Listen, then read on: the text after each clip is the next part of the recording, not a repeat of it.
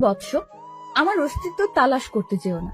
আমার অস্তিত্ব তালাশ করতে গেলে নিজের অস্তিত্বই হারিয়ে ফেলবে। চিন্তা করলেও ঘাট থেকে মস্তক আলাদা করে দিব আমি। আর আজকে লাইভে আসার উদ্দেশ্য হলো নেতা রাফিদের ব্যাপারে কিছু জানানোর আছে আপনাদেরকে। রাফিদ এখনো জীবিত, কিন্তু আজ তার শেষ দিন। আগামীকাল শহরের যে কোনো এক স্থানে রাফিদের লাশ আমি ফেলে রেখে যাব। তার লাশ উদ্ধার করে নিয়ে যাওয়ার অনুরোধ রইল ডিবি পুলিশের কাছে। আর সর্বশেষে আমি আবারও বলছি, মাফিয়া গার্লের সন্ধান কেউ করতে যাবেন না, তাহলে কিন্তু রক্তের বন্যা বয়ে যাবে দেশে। তারপর ধুম করে লাইভ কেটে দিল। মাফিয়া গার্লের সাহস দেখে শুধু অবাক হচ্ছি। না, মাফিয়া গার্লকে যে করেই হোক আমি খুঁজে বের করব। ভয়েসটা শুনে থতমত খেয়ে গেলাম। এটা কি করে সম্ভব? মাফিয়া গার্ল আমায় ভয়েস মেইল করেছে। শুধু তাই নয়, আমি মাফিয়া গার্লের তালাশ করছি, সেটা সে জানলো কি করে? বাপরে বাপ, কি ডেঞ্জারাস মেয়ে রে বাবা! আমায় মেইল করে শাসায়, মাথায় তো কিছুই কাজ করছে না। তখনই কলেজ ফ্রেন্ড শামীম ফোন দিল। কিরে বেটা, তুই কই রে? তাড়াতাড়ি কলেজে আয়। কেন, কিছু হয়েছে নাকি রে? তুই কি রাফিদের বিষয়ে কিছু শুনিসনি? হ্যাঁ শুনেছি, আর আমি তো সেখানে দাঁড়িয়ে আছি। বাবারে, কি কলিজা মাফিয়া গালের! এমন নাম করা নেতাকে সে এইভাবে কেলিয়ে দিল, আমার তো ভাবতে অবাক লাগছে। আচ্ছা, তুই তাড়াতাড়ি কলেজে আয়। কলেজেও এসব নিয়ে তোলপাড় চলছে, কারণ রাফিদ কলেজ নেতা ছিল। আচ্ছা, আমি আসছি, তুই একটু দাঁড়া। ফোনটা রেখে দিয়ে কলেজের উদ্দেশ্যে রওনা হলাম। মাথায় এখনো মাফিয়া গার্লের বিষয়টা ঘুরপাক খাচ্ছে। মাফিয়া গার্লকে নিয়ে ভাবতে ভাবতে কলেজে চলে গেলাম। কলেজে পৌঁছাতেই দেখি শামীম কলেজের গেইটে দাঁড়িয়ে আছে। যাক, তুই এসেছিস, কিন্তু আজ নাকি ক্লাস হবে না রাফিদের বিষয়টার জন্য। কি এক আতঙ্ক লাগিয়ে দিল মাফিয়া গার্ল! আল্লাহ! হ্যাঁ রে, সেই রকমের আতঙ্ক ছড়িয়ে দিয়েছে মাফিয়া গার্ল। তবে একদিকে ভালোই হয়েছে, রাফিদের মতো জানোয়ারকে সেই সাইজ করেছে। অনেক উড়েছিল বেটা, এবার উড়াউড়ি বন্ধ হয়ে গেছে চিরতরে। এজন্য বলে বেশি উড়া ভালো না। হ্যাঁ, রাফিদ অনেক পাওয়ার দেখাতো কলেজে, একদম শিক্ষা দিয়ে দিয়েছে মাফিয়া গার্ল। আচ্ছা, বাদ দে এখন ওসব কথা, চল নদীর পাড়ে গিয়ে আড্ডা দিব। ওকে চল। তারপর দুই বন্ধু মিলে চলে গেলাম নদীর পাড়ে। সেখানে গিয়ে দুই বন্ধু বসে বসে আড্ডা মারছি। হঠাৎই নজর পড়লো আমাদের অপোজিটে বসে থাকা একটা মেয়ের দিকে। সে ল্যাপটপ নিয়ে বসে বসে কি একটা যেন করছিল। মেয়েটাকে ঠিক মতন দেখা যাচ্ছে না, কারণ চুলের কারণে পুরো চেহারা ঢেকে আছে। তবে যতটুকু দেখা যাচ্ছে শরীরের অঙ্গ, ততটুকু দেখে বুঝে গেলাম যে মেয়েটার গায়ের রং হুড়পড়িদের মতন। এই আকাশ, তুই ওদিক তাকিয়ে কি দেখছিস? আমি কত সময় ধরে বকবক করে চলেছি। আরে দেখ না, সামনে বসে থাকা মেয়েটার দিকে কেমন মগ্ন হয়ে ল্যাপটপে কাজ করছে। আরে, এ তো আমাদের কলেজের রামিসা, যে কিনা কলেজের টপার, সবসময় পড়ালেখা নিয়ে মগ্ন থাকে। এখন নিশ্চয়ই ল্যাপটপে পড়ালেখা নিয়ে গবেষণা চলছে। শামীম, তুই একটা জিনিস লক্ষ্য করেছিস? মেয়েটার তার চুলগুলো কত লম্বা লম্বা, আর গায়ের রংটাও পুরো দুধে আলতা। হ্যাঁ, সে আমি অনেক আগ থেকে জানি, কারণ কলেজের সবাই ওর জন্য পাগল, কিন্তু সে কাউকে পাত্তা দেয় না। সারাদিন পড়ালেখা নিয়ে পড়ে থাকে, তার কাছে এসবের কোনো টাইম নাই। কিন্তু বন্ধু, মেয়েটাকে দেখে না আমার ভিতরে কেমন ঘুটাঘুটি হচ্ছে। মনে হচ্ছে যেন মেয়েটা আমার ভবিষ্যৎ বউ হবে। সেই স্বপ্ন কোনোদিনই পূরণ হবে না তোর, কারণ আমাদের মতো ছাগলের কপালে এসব মেয়ে কখনোই জুটবে না। আরে জুটবে কি জুটবে না সেসব পরে দেখা যাবে, কিন্তু এখন চল না ওর সাথে একটু কথা বলে আসি। মনটা না কেমন যেন ছটফট করছে কথা বলার জন্য। আরে ভাই, তোর কি মনে হয় সে আমাদের সাথে কথা বলবে? ভাই তাও চল না প্লিজ। চল। শামীমকে নিয়ে মেয়েটার কাছে চলে গেলাম। মেয়েটার সামনে গিয়ে দাঁড়িয়ে আছি ছায়া মূর্তির মতন, কিন্তু তার যেন আমাদের দিকে কোনো খেয়ালই নেই। সে তার কাজে মগ্ন হয়ে আছে। এই দেখলি, দানবের মতো দুটো মানুষ আমরা তার সামনে এসে দাঁড়িয়ে আছি, কিন্তু আমাদের দিকে কোনো খেয়াল নেই। রামিসা এমনই, কারোর সাথে কথাই বলে না। আরে চুপ থাকতো, আমি কথা বলছি, দেখতে থাক। আমি গলায় বড় করে কাশি দিলাম, কিন্তু মেয়েটার কোনো রেসপন্সই দেখতে পেলাম না। মেয়েটা এখনো তার কাজে মগ্ন। এবার শরম লজ্জা ভেঙে সোজা ডাক দিলাম, এই যে শুনছেন? মেয়েটা আমার ডাক শুনে ল্যাপটপ থেকে মাথা তুলে তাকালো। এতটা সময় মেয়েটার চেহারা দেখা যাচ্ছিল না, কিন্তু এখন সে আমাদের দিকে তাকানোই পুরো স্পষ্ট দেখা যাচ্ছে চেহারা। মেয়েটাকে দেখে পুরো শরীর ঠান্ডা হয়ে গেল আমার। ও আল্লাহ, এটা তো মেয়ে না, এটা তো পরিপালক থেকে ভুল করে নেমে আসা কোনো হুটপড়ি। জি বলুন। আমি মেয়েটার দিকে চোখ বড় বড় করে তাকিয়ে আছি। আমার তো পুরো দুনিয়াদারি যেন নিমিষেই থমকে গেল। আমি চুপচাপ তাকিয়ে আছি মেয়েটার দিকে। তখনই সাইড থেকে শামীম ধাক্কা দিয়ে বলল, আরে আকাশ, তুই কোথায় হারিয়ে গেলি? হ্যাঁ, শামীমের কথায় হুঁশ ফিরে আসলো। না না, আমি এখানে আছি, কোথাও হারাইনি। না হারালে বোবার মতন ওর দিকে ড্যাব ড্যাব করে তাকিয়ে আসিস যে। শামীম কথা শেষ না করতেই পাশ থেকে মেয়েটা আবার বলে উঠলো, জি, কিছু বলবেন? না না, কিছু বলবো না, আপনাকে শুধু চেয়ে চেয়ে দেখবো। মানে বুঝলাম না। আরে মানে আপনার সাথে একটু কথা বলতে চাই। জি বলুন, বললাম তো। আপনার পাশে কি একটু বসা যাবে? আগে পাশে বসে কি করবেন? কি বলতে এসেছেন সেটা বলে প্লিজ চলে যান।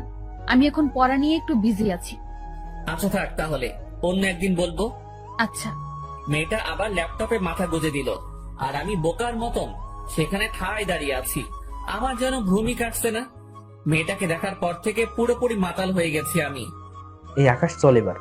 না, আমি যাব না, তুই যা। মানে কি আকাশ, এখানে দাঁড়িয়ে দাঁড়িয়ে কি করবি শুনি? মেয়েটাকে তাকিয়ে তাকিয়ে দেখবো। আকাশ, তোর মাথা কি খারাপ টারাপ হয়ে গেল নাকি?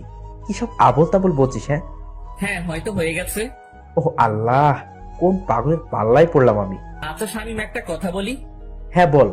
আমার না মেয়েটাকে কোলে উঠিয়ে নিয়ে কাজী অফিসে দৌড় দিতে মন চাচ্ছে। ইচ্ছে করছে এখনই বউ বানিয়ে ফেলি মেয়েটাকে। একটা ঠাটিয়ে লাগিয়ে দিব তোর গালে, বেটা ফাজিল। চল তুই এখান থেকে। শামীম আকাশকে টেনে সেখান থেকে নিয়ে আসলো। শামীম, এমনটা না করলেও পারতিস, আর একটু দেখতে দিলে কি হতো মেয়েটাকে। একদম চুপ তুই। কি সব পাগলামো শুরু করছিস আকাশ?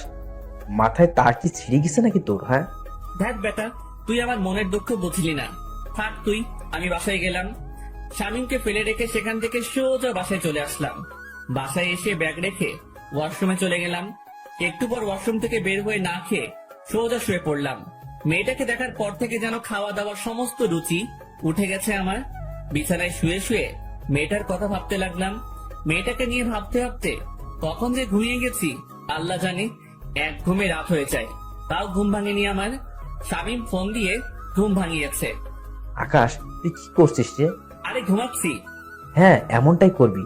এদিকে দুনিয়াদারি পুরো ধ্বংস হয়ে যাচ্ছে আর তুই পরে পরে ঘুমাচ্ছিস, বেটা বলো। আরে কি হয়েছে? তাড়াতাড়ি ইউটিউব ওপেন কর। একটা চ্যানেল থেকে মাফিয়াকার লাইভ এসেছে, আমি তোকে লিংক দিয়ে দিচ্ছি।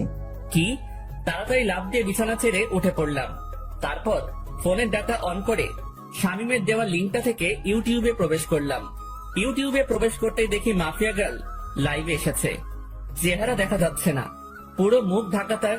আর তার থেকে বড় কথা, মেকানিক্যাল একটা অটো ভয়েস থেকে সে লাইভে এসেছে।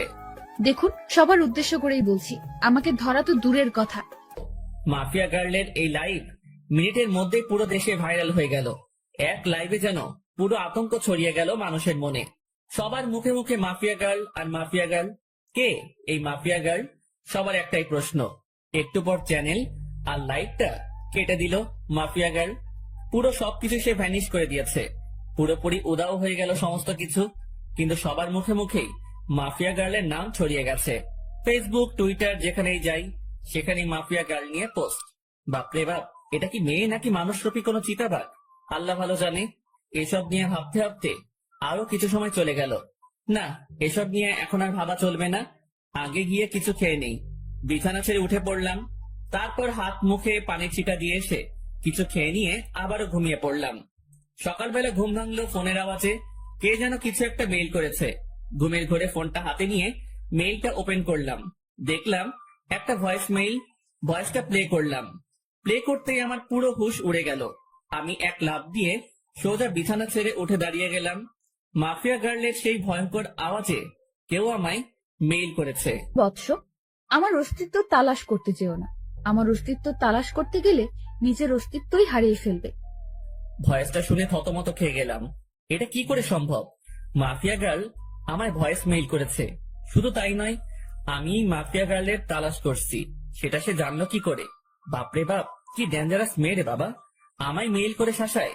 মাথায় তো কিছুই কাজ করছে না ভয়েসটা শোনার পর থেকে। কিন্তু আমি তো থেমে থাকবো না। আমি মাফিয়া গার্লের খোঁজ বের করে ছাড়বো। সে যত বড় মাফিয়াই হোক না কেন, আমি আকাশও কম না। চুপসে আছি বলে আমাকে ভয় পেতে হবে এমন কোনো কিছুই নয়। মাফিয়া গার্লও জানে না যে আমি কত বড় খেলোয়াড়। যেদিন আমি খেলতে নেমে যাব সেদিন এমন মাফিয়া গার্ল পথে পথে হোঁচট খেয়ে মরবে, এসব নিয়ে চিন্তা ভাবনা করছি। তখনই দেওয়াল ঘড়িটায় 9টা অ্যালার্ম বেজে উঠলো। ও আল্লাহ, 9টা বেজে গেছে কখন? আমার তো কলেজ যেতে হবে। তাড়াতাড়ি বিছানা ছেড়ে উঠে পড়লাম। তারপর ফ্রেশ হয়ে হালকা পাতলা কিছু নাস্তা করে কলেজের উদ্দেশ্যে রওনা হলাম। হেঁটেই রওনা হয়েছি। আরে ধুর, আমার পরিচয় দিতে তো ভুলেই গেছি সবাইকে।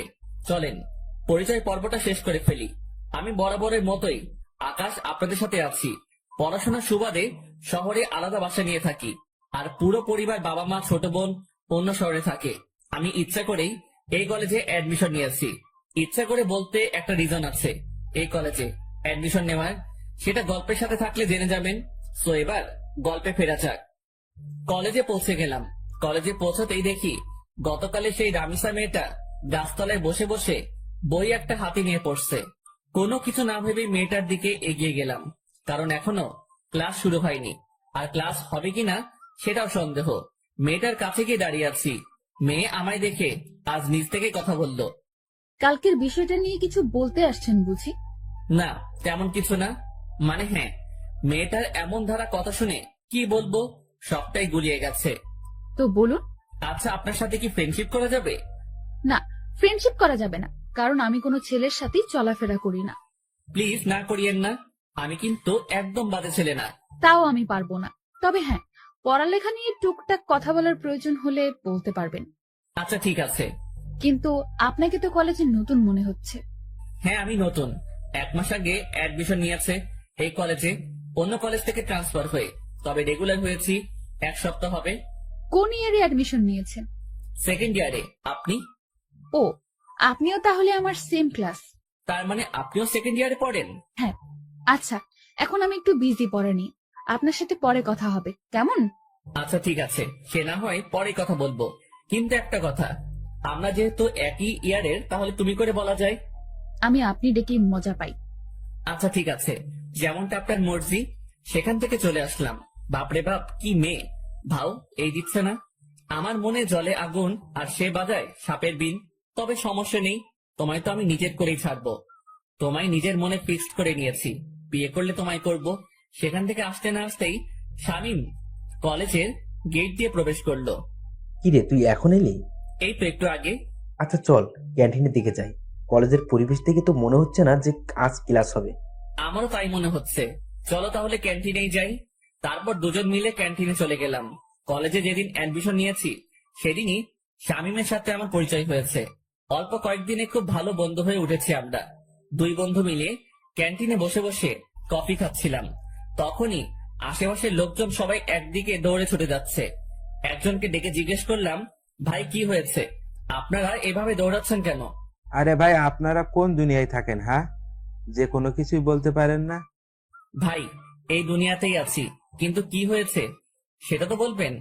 আরে মাফিয়া গাল রাফিদকে মেরে ওর লাশ চৌরাস্তার মোড়ে লটকে রেখে দিয়ে গেছে। লোকটার কথা শুনে মাথায় বড়সড় একটা বাজ পড়লো। মাফিয়া গার্ল সত্যি তাহলে রাফিদকে মেরে ফেলেছে? শামীম, চল তো তাড়াতাড়ি। হ্যাঁ চল। শামীমকে নিয়ে তাড়াতাড়ি চৌরাস্তার মোড়ে চলে গেলাম। সেখানে গিয়ে দেখি কয়েক হাজার মানুষ একত্রে জমা হয়েছে, আর চৌরাস্তার মোড়ে একটা বড় গাছের উপরে রাফিদের লাশ ঝুলছে। রাফিদের লাশ দেখে নিজেরই কলিজা কেঁপে উঠলো। একটা মেয়ের পক্ষে কি করে সম্ভব এটা? একটা মেয়ে শহরের নাম করা নেতাকে এমন বিভৎস ভাবে মারলো যে দেখে বিশ্বাসই হচ্ছে না। চুপচাপ সেখানে নীরব দর্শকের মতন দাঁড়িয়ে আছি। ডিবি পুলিশ রাফিদের লাশ গাছ থেকে নামাচ্ছে। রাফিদের সারা শরীরে স্পট। মানুষজনকে ঠেলে ডিবি পুলিশের দিকে এগিয়ে গেলাম। ডিবি পুলিশ রাফিদের লাশ মাটিতে নামালো। তাকে মাটিতে নামিয়ে শরীরের তল্লাশি চালিয়ে দেখে রাফিদের পকেটে একটা চিঠি, যেটাতে লেখা আছে, আজ দুপুর 3টায় আমি কালকের ন্যায় লাইভে আসবো, সবাই তৈরি থাকেন ধামাকার জন্য। মাফিয়া গার্লের চিঠি পড়ে সবার চোখ কপাল উঠে গেল। কি করতে যাচ্ছে মাফিয়া গার্ল? রাফিদকে তো মেরে ফেলেছে, আবার কি নতুন করে ধামাকা দিবে সে? না, আজ লাইভ দেখতে হবে। এদিকে ডিবি পুলিশ সবার স্থান ত্যাগ করতে বলল। সবাই যে যার মতন চলে গেল। আমিও চলে আসলাম বাসায়। কলেজের দিকে আর গেলাম না। বাসায় এসে 3টা বাজার অপেক্ষা করছি। দুপুর 3টা বাজতে আর 2 মিনিট বাকি। তখনই মাফিয়া গার্লের সেই ইউটিউব লিংকে ক্লিক করলাম, আর চ্যানেলটা ওপেন হয়ে গেল। 3টা বেজে গেছে, আর সাথে সাথে চ্যানেলটা থেকে মাফিয়া গার্ল লাইভে চলে আসলো। সে গতকালের ন্যায় মেকানিক্যাল একটা টোন ব্যবহার করে লাইভে এসেছে। আমি জানি আপনারা সবাই আমার লাইভের জন্য অপেক্ষা করছেন। সো অপেক্ষার প্রহর কেটে গেছে, আমি চলে এসেছি। এবার হবে আসল ধামাকা। আপনারা সবাই রাফিদের লাশ তো পেয়ে গেছেন, এবার লিস্টে রয়েছে এসপি ওসমান। তার মরার পালা চলে এসেছে। এসপি ওসমান, মৃত্যুর জন্য তৈরি হয়ে নে। এবার তোকে আমার হাত থেকে কেউ রক্ষা করতে পারবে না। সমাজের আড়ালে লুকিয়ে থাকা সব কটা মুখোশধারীকে এইভাবে ভয়ানক মৃত্যুদণ্ড দিব আমি। কেউ তোদেরকে আমার হাত থেকে বাঁচাতে পারবে না। আর শুনে রাখেন সকলেই, আমি কোনো খারাপ কাজ করছি না, সমাজের নষ্টাগুলোকে বেছে বেছে সাজা দিচ্ছি। এসপি ওসমানের মৃত্যুর পর বাকি টার্গেটের নাম আমি বলে দিব। এসব কিছু আমি সমাজের ভালোর জন্যই করছি। তবে হ্যাঁ, আমার পার্সোনাল একটা মাকসাদ আছে, সেটা হলো আমি আগুনের সাথে দেখা করতে চাই। এসব করে সে যেন নিজেই আমার কাজকর্ম দেখে আমার সাথে দেখা করে। যতদিন না সে আমার সাথে দেখা করবে, ততদিন আমি এইরূপ কাজ করেই যাব। মাফিয়া গার্লের মুখে আগুন নামটা শুনে ভিতরে ছ্যাত করে উঠল। আল্লাহ, এ তো দেখি উল্টো চক্র।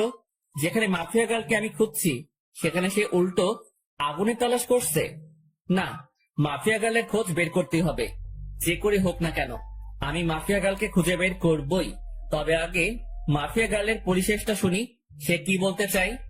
আগুন, আপনি যেখানেই আছেন না কেন, আপনি যদি আমার তালাশ না করেন, তাহলে এসব কোনোদিনও বন্ধ করব না আমি। একটা কোডিং দিয়ে গেলাম আমার, 2244। এই কোডিংটা আপনি ছাড়া কেউ বুঝবে না, সো নিজেই আমার খোঁজ বের করুন। মাফিয়া গার্লের কোডিং শুনে আরো মাথা খারাপ হয়ে গেল। মাফিয়া গার্ল চাইছেটা কি, কিছুই তো মাথায় কাজ করছে না। সে আগুনের সাথে দেখা করতে চায়, তার উপরে আবার সে নিজের লিড কোড ইউজ করছে। মাথা তো পুরো কাজ করা বন্ধ করে দিয়েছে, আর কিছুই যেন ভাবতে পারছি না। মাথা পুরো জ্যাম হয়ে গিয়েছে। মাফিয়া গার্ল লাইফ কেটে দিয়ে বের হয়ে গিয়েছে, এদিকে আমার মাথায় প্যাটার্ন পড়ে গেছে, মস্তিষ্ক পুরো নিস্তেজ হয়ে গেছে আমার। না, আর না, আগে নিজেকে একটু রিল্যাক্স করি, পরে না হয় মাফিয়া গার্লকে নিয়ে ভাবা যাবে। ডাটা অফ করে দিয়ে শুয়ে পড়লাম। এখন একটু ঘুমাবো, পরে না হয় ঘুম থেকে উঠে বিষয়টা নিয়ে ভাবা যাবে। যেমন ভাবা তেমন কাজ, সব চিন্তা একপাশে রেখে ঘুমিয়ে পড়লাম।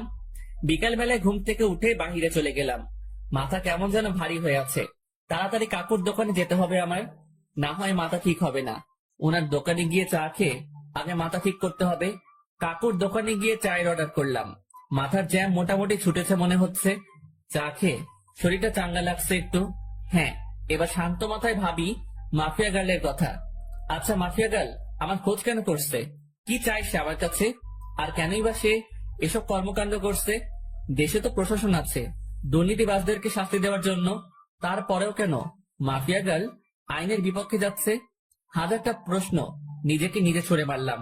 এবার আমার শান্ত মস্তিষ্ক ধীরে ধীরে সব কয়টা প্রশ্নের উত্তর খোলাসা করতে লাগলো। দেখো, দেশে যে অবস্থা তা কোনোদিন শুধরাবে না। একটার পর একটা দুর্নীতিবাজ পয়দা হয়ে যাবে, কখনো তাদেরকে থামানো যাবে না। নিজের মনের উত্তরের সাথে মাফিয়া গার্লের কর্মকাণ্ডের জাজমেন্ট করলাম। পরিশেষে যা বুঝতে পেলাম, হ্যাঁ, মাফিয়া গার্ল একদিকে ঠিকই করছে, তাদের শাস্তি হয় না, সে তাদেরকে শান্তি দিচ্ছে। এমন একটা মানুষের এই অভাব ছিল দেশে, কিন্তু একটা জিনিসের উত্তর কোনোভাবেই পেলাম না। মাফিয়া গার্ল আমার খোঁজ করছে কেন? কি চায় সে আমার কাছে? এটার উত্তর আমার জানতেই হবে। তবে তার জন্য মাফিয়া গার্লকে দরকার আমার। হ্যাঁ, মাফিয়া গার্লকে দরকার আমার। মাফিয়া গার্ল, তুমি অপেক্ষায় থাকো, জলদি দেখা হচ্ছে তোমার সাথে। কাকুর দোকান থেকে উঠে চলে এলাম। ভিতরে খালি একটা জিনিসই কাজ করছে, মাফিয়া গার্লের খোঁজ বের করা। হ্যাঁ, সেটা আমি অতি শীঘ্রই বের করে ফেলবো। তারপর হবে আসল খেলা। যদি অসাধু কোনো মতলব থাকে আগুনকে নিয়ে মাফিয়া গার্লের, তখন মাফিয়া গার্ল বুঝতে পারবে যে কত ধানে কত চাল। আগুনও কোনো ফেলনার জিনিস না, সেটা সে তখন হারে হারে টের পাবে। তবে তার একটা হেস্তনেস্ত করবই আমি। সে আগুনকে হয়রানি করিয়েছে, সে জানে না যে সে আগুন নিয়ে খেলা করছে। যে আগুন বছর 3 আগে জ্বলে উঠেছিল, সেদিন কয়েক শতাধিক মানুষের চোখে মুখে ছিল কান্না, আর আতঙ্কে ছিল পুরো দেশ। আর সে আগুনকে মাফিয়া গার্ল নামক 2 দিনের একটা মেয়ে ফোর্স করে দেখা করার জন্য। এটার মজা তাকে বুঝাবো আমি। এসব নিয়ে ভাবতে ভাবতে বাসায় চলে এলাম। বাসায় এসে কিছু সময় বই নিয়ে ঘাটাঘাটি করে উঠে পড়লাম। তারপর খেয়ে দিয়ে বিছানায় পিঠ এলিয়ে দিলাম। শুয়ে শুয়ে ফেসবুকিং করছি, নিউজ ফিড ঘাটছিলাম। তখনই মাফিয়া গার্লকে নিয়ে একটা পোস্ট সামনে এলো। কে যেন গ্রুপে মাফিয়া গার্লকে নিয়ে পোস্ট করেছে। পোস্টের ক্যাপশনে লেখা, mafia girl is the best women in the world. ইস, আমিও যদি মাফিয়া গার্লের মতন হতে পারতাম। পোস্টটা দেখে একটা রিয়াকশন মনে পড়লো, বাবা গো বাবা, টুরু লাভ। আরে বেটা, তোর যদি এতই মাফিয়া গার্লের মতন হওয়ার ইচ্ছা, তাহলে লিঙ্গ পরিবর্তন করে মাফিয়া গার্লের মতন কাজকর্ম শুরু করলেই পারিস। যত সব বিরক্তিকর পোস্ট, মাথা পুরো বিগড়ে যাচ্ছে মানুষের আহ্লাদ দেখে। কি যে পেয়েছে মানুষ মাফিয়া গার্লকে নিয়ে, আল্লাহ। যেখানে যাই সেখানেই মাফিয়া গার্ল আর মাফিয়া গার্ল, পুরো ডিসকাস্টিং। বাঙালি কিছু একটা পেলেই ভার্চুয়াল জগতে তোলপাড় শুরু করে দেয়, বিশেষ করে ফেসবুকে। বিরক্ত নিয়ে ফেসবুক থেকে বের হয়ে আসলাম, তারপর ঘুমিয়ে গেলাম। পরের দিন সকালবেলায় উঠে কলেজে চলে গেলাম, কিন্তু আমি আমার খোঁজ চালু করে দিয়েছি। মাফিয়া গার্লের খোঁজ করতে করতে 2-1 দিন কেটে গেল। অনেক চেষ্টা চালিয়েছি মাফিয়া গার্লের খোঁজ বের করার, কিন্তু কোন রকমেই খোঁজ বের করতে পারলাম না। কিন্তু আমি হাল ছাড়বো না। তবে একটা কথা, আমি যদি পাওয়ার খাটাই তাহলে ঘন্টা খানিকের মধ্যে মাফিয়া গার্লের খোঁজ পেয়ে যাব আমি। কারণ আমার জন্য কোনো কিছুই অসম্ভব নয়। আমি সেই খতরনাক খেলাড়ি যে কিনা অনেক বড় বড় মাপের মানুষের হাল খারাপ করে দিয়েছি। আমি সেই আগুন। আমি একবার হাতের ইশারা করলেই মাফিয়া গার্লকে আমার সামনে নিয়ে চলে আসবে আমার ছেলে পেলে। কিন্তু আমি চাই না পাওয়ার খাটাতে, আমি চাই নিজের বলে ওকে বের করব। আর তাছাড়া পাওয়ার খাটাতে গেলে আমার অতীত সামনে চলে আসবে, কিন্তু আমি চাই না আমার অতীত সামনে আসুক। তাই চুপিসারে খোঁজ চালাতে থাকলাম। এভাবে আরো কয়েকটা দিন কেটে গেল। আমি মাফিয়া গার্লের খোঁজ চালু রাখলাম, এখনো তাকে বের করতে পারিনি। তবে হঠাৎ একদিন আরেকটা ভয়ঙ্কর ঘটনা সামনে এলো। মাফিয়া গার্ল সেই এসপি কে মেরে ফেলেছে। শুধু তাই নয়, রাফিদের থেকে বিভৎস ভাবে মেরেছে তাকে। এসপি কে মেরে তার যৌনাঙ্গ কেটে মুখের সাথে সেলাই করে দিয়ে কারেন্টের খাম্বায় লটকে রেখেছে। সাথে গলার মধ্যে একটা নেম প্লেট ঝুলিয়ে দিয়েছে, যাতে লেখা আছে, আমি এসপি এনামুল, দুর্নীতির জন্য আজ আমার এমন ভয়াবহ মৃত্যু হয়েছে। এবার তো আরো আতঙ্ক ছড়িয়ে গেল। আগেরবার রাফিদ, এবার প্রশাসনিক কর্মকর্তা। এমন কর্মকাণ্ড করে মাফিয়া গার্ল এবার আরো ভাইরাল হয়ে গেল দেশে। এদিকে আমার মাথায় তো বাজ পড়েছে মতন অবস্থা। না, এবার আর চুপ থাকবো না। মাফিয়া গার্লকে এবার টেনে হেসড়ে বের করে আনবো আড়াল থেকে। আমি এসব নিয়ে ভাবছিলাম, তখনই শামীমের ফোন। কিরে, তুই কই রে? চৌরাস্তার মোড়। কেন? রামিসা তোর খোঁজ করছে, তাড়াতাড়ি কলেজে আয়। হঠাৎ রামিসা আমার খোঁজ করলো কেন? তা আমি জানবো কি করি? তুই কলেজে এসে ওর খোঁজ জেনে নে, সে কেন তোর খোঁজ করছে। ওকে, আমি আসছি। ফোনটা রেখে দিয়ে কলেজের উদ্দেশ্যে রওনা দিলাম। আজ 2 দিন কলেজে যাওয়া হচ্ছে না, কারণ শরীর একটু অসুস্থ। তার থেকে বড় কথা, মাফিয়া গার্লের খোঁজ করছি আমি। কিন্তু এখন শামীম ফোন দিয়ে যেতে বলল, তাড়াতাড়ি কলেজে চলে গেলাম। কিরে, রামিসা কই? ওই যে ওই দিকটাতে বসে আছে। আচ্ছা, আমি দেখে আসছি। কেন ডেকেছে সে? শামীমকে রেখে রামিসার কাছে চলে গেলাম। এই যে, কেন খোঁজ করেছো আমায়? কেন, আপনি জানেন না? আমি জানবো কি করে যে তুমি আমার কেন খোঁজ করেছো? আমাকে একটা অ্যাসাইনমেন্ট দেখিয়ে দিতে বলেছিলেন যে, মনে নেই? সেটা আমি করে এনেছি বাসা থেকে। Oh my god, Ramisa, sorry sorry sorry. আমি আসলে সত্যিই ভুলে গিয়েছিলাম জিনিসটা। পাঠকটা হয়তো ভাবছেন যে তাকে আমি কখন অ্যাসাইনমেন্ট দেখিয়ে দিতে বলেছি, আর তার সাথে আমার কথা হলো কি করে। আসলে হলো যে সে আমায় যখন বলেছে পড়াশোনার বিষয় নিয়ে চাইলে বন্ধুত্ব করতে পারে সে, তারপর তার সাথে আমি সেই রূপ বন্ধুত্ব করি। কারণ কোনো কিছু হতে হলে তার সাথে আগে মিশতে হবে আমাকে। তাই আমি পড়াশোনার বাহানা দিয়ে তার সাথে মিশেছি। অনেক কষ্ট হয়েছে তার সাথে মিশতে। শুরুতে তো রাজি হয়নি, পরে পড়াশোনার বুঝিয়ে নেওয়ার বাহানা করে মিশেছি। এই যে কি হলো, চুপ হয়ে গেলেন যে? আরে না, তেমন কিছু না। আচ্ছা, নেন খাতাটা, এটার মধ্যে আমি করে দিয়েছি। অনেক অনেক ধন্যবাদ রামিসা। তারপর রামিসার হাত থেকে খাতাটা নিলাম, কিন্তু হঠাৎ চোখ গেল তার হাতের আঙুলের দিকে। আঙুলের পাশে একটা সামান্য করে কালো দাগ, যে দাগটা আমার মোটামুটি পরিচিত। কার হাত যেন দেখেছি আমি এমন একটা কালো দাগ। দেবাঙ্গে প্রেসার দিলাম, তখনই মনে পড়লো মাফিয়া গার্ল যখন লাইভে এসেছিল তখন তার হাতেও এমন একটা কালো দাগ ছিল। যদিও তার চেহারা কালো কাপড়ে ঢাকা ছিল, কিন্তু আঙুলের পাশের কালো দাগটা স্পষ্ট দেখা গিয়েছিল। মাথা পুরো চক্কর দিয়ে উঠলো জিনিসটা ভাবতেই। তার মানে কি এই রামিসাই সেই মাফিয়া গার্ল? ভিতরে ভিতরে কৌতূহল কাজ করছে একটা। না, কৌতূহল আর পুষে রাখবো না। সোজা রামিসাকে জিজ্ঞেস করলাম, রামিসা, তোমার হাতে ওটা কিসের দাগ? রামিসা আকাশের কথা শুনে থতমত খেয়ে যায়। কিসের দাগ? হাতের আঙুলের পাশে একটা কালো দাগ দেখলাম। আমি সেটার কথা বলছি। আমার কথা শুনে রামিসা কেমন যেন ঘাবড়ে গেল। না না, ওটা কিছু না, এমনিতেই চোট লেগেছিল ছোট থাকতে আমার, তখন এই আঙ্গুলের পাশে কালো স্পটটা পড়েছে। ও, কিন্তু দাগটা না আমার বেশ পরিচিত। আরে কি বলছেন এসব? হ্যাঁ, আমার হাতের স্পট আপনার পরিচিত হবে কি করে? আপনার কি মাথা গেছে নাকি? হ্যাঁ, না, মাথা যায়নি। আচ্ছা থাক, বাদ দাও এখন এসব কথা। এখন ওঠা যাক, কারণ অ্যাসাইনমেন্ট করে দিয়েছো, সেটা বাসায় গিয়ে খাতায় উঠাতে হবে। আচ্ছা ঠিক আছে, আপনি যান, আমি আরো কিছু সময় এখানেই বসে পড়বো। আচ্ছা। তারপর সেখান থেকে চলে এলাম, কিন্তু মনের ভিতর কেমন যেন একটা খটকা লাগছে। মাফিয়া গার্লের হাতে যেমন কালো দাগ, ঠিক তেমন কালো দাগ রামিসার হাতে। এটা কি করে সম্ভব? আর তাছাড়া রামিসার সাথে কথা বলার সময় লক্ষ্য করেছি সে কেমন যেন ঘাবড়েছিল। সে যদি সত্যি মাফিয়া গার্ল না হয় তাহলে ঘাবড়েছিল কেন? দূর, মাথায় কিছুই কাজ করছে না। না, এসব নিয়ে আর ভাবতে পারছি না।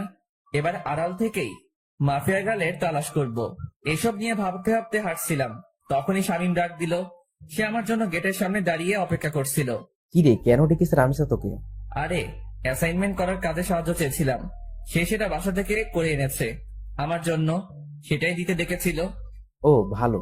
কিন্তু আকাশ, আমার না একটা জিনিস খটকা লাগে।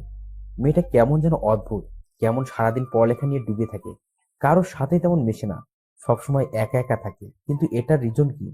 এটার পিছনে হয়তো বড় কোনো রহস্য লুকিয়ে আছে। কারণ দেখ, যারা সবসময় চুপচাপ থাকে তারাই কিন্তু পরবর্তীতে গিয়ে ক্রিমিনাল বের হয়। হ্যাঁ, আমারও খটকা লাগে জিনিসটা নিয়ে। তবে আমরা পজিটিভ ভাবে নিলেই পারি।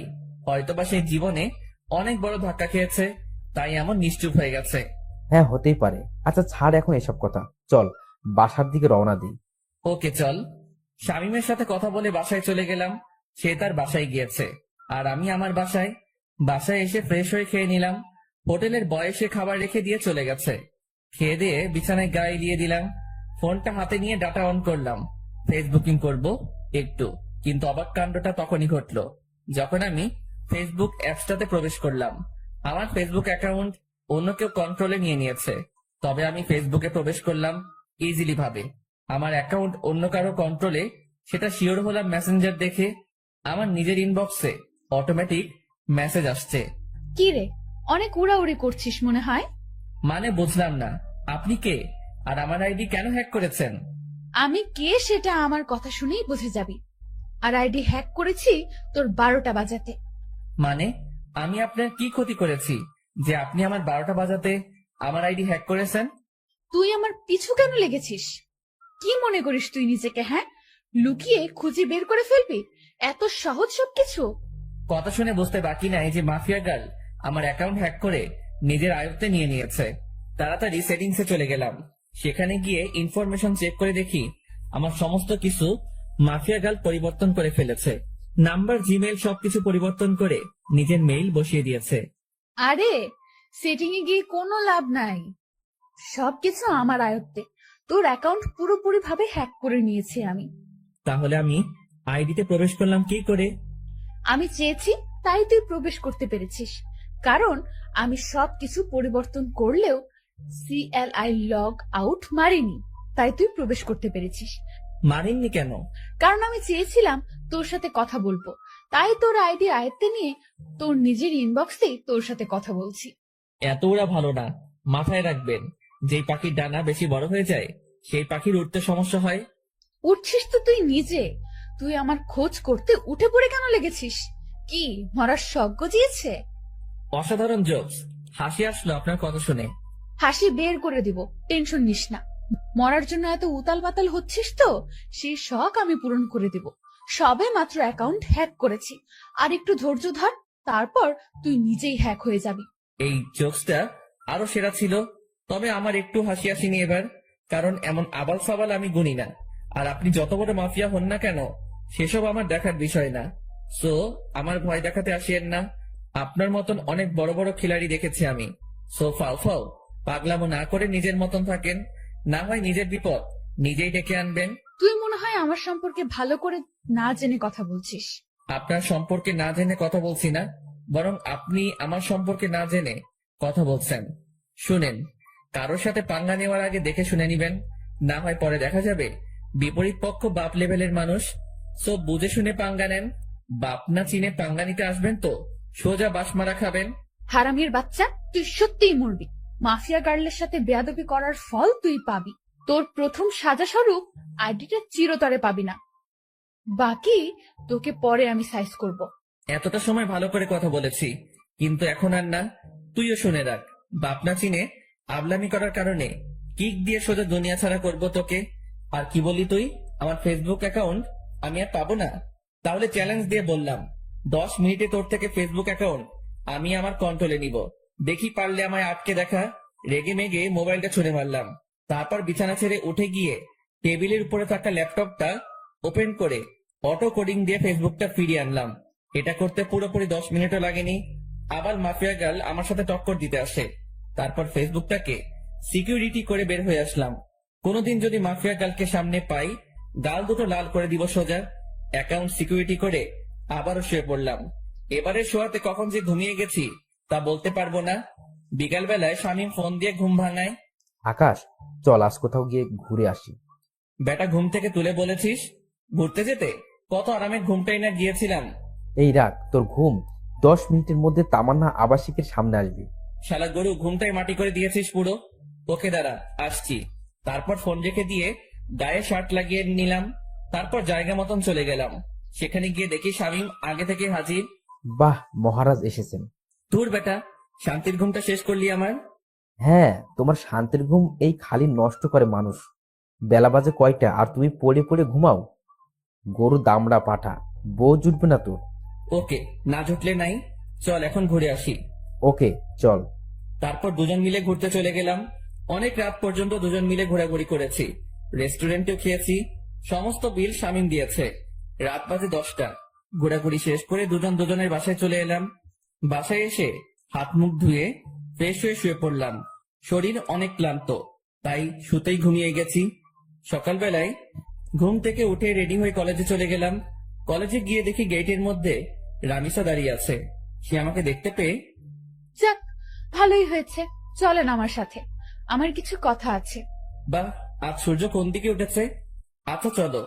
দুজনে একপাশে চলে গেলাম। হ্যাঁ, এবার বলো।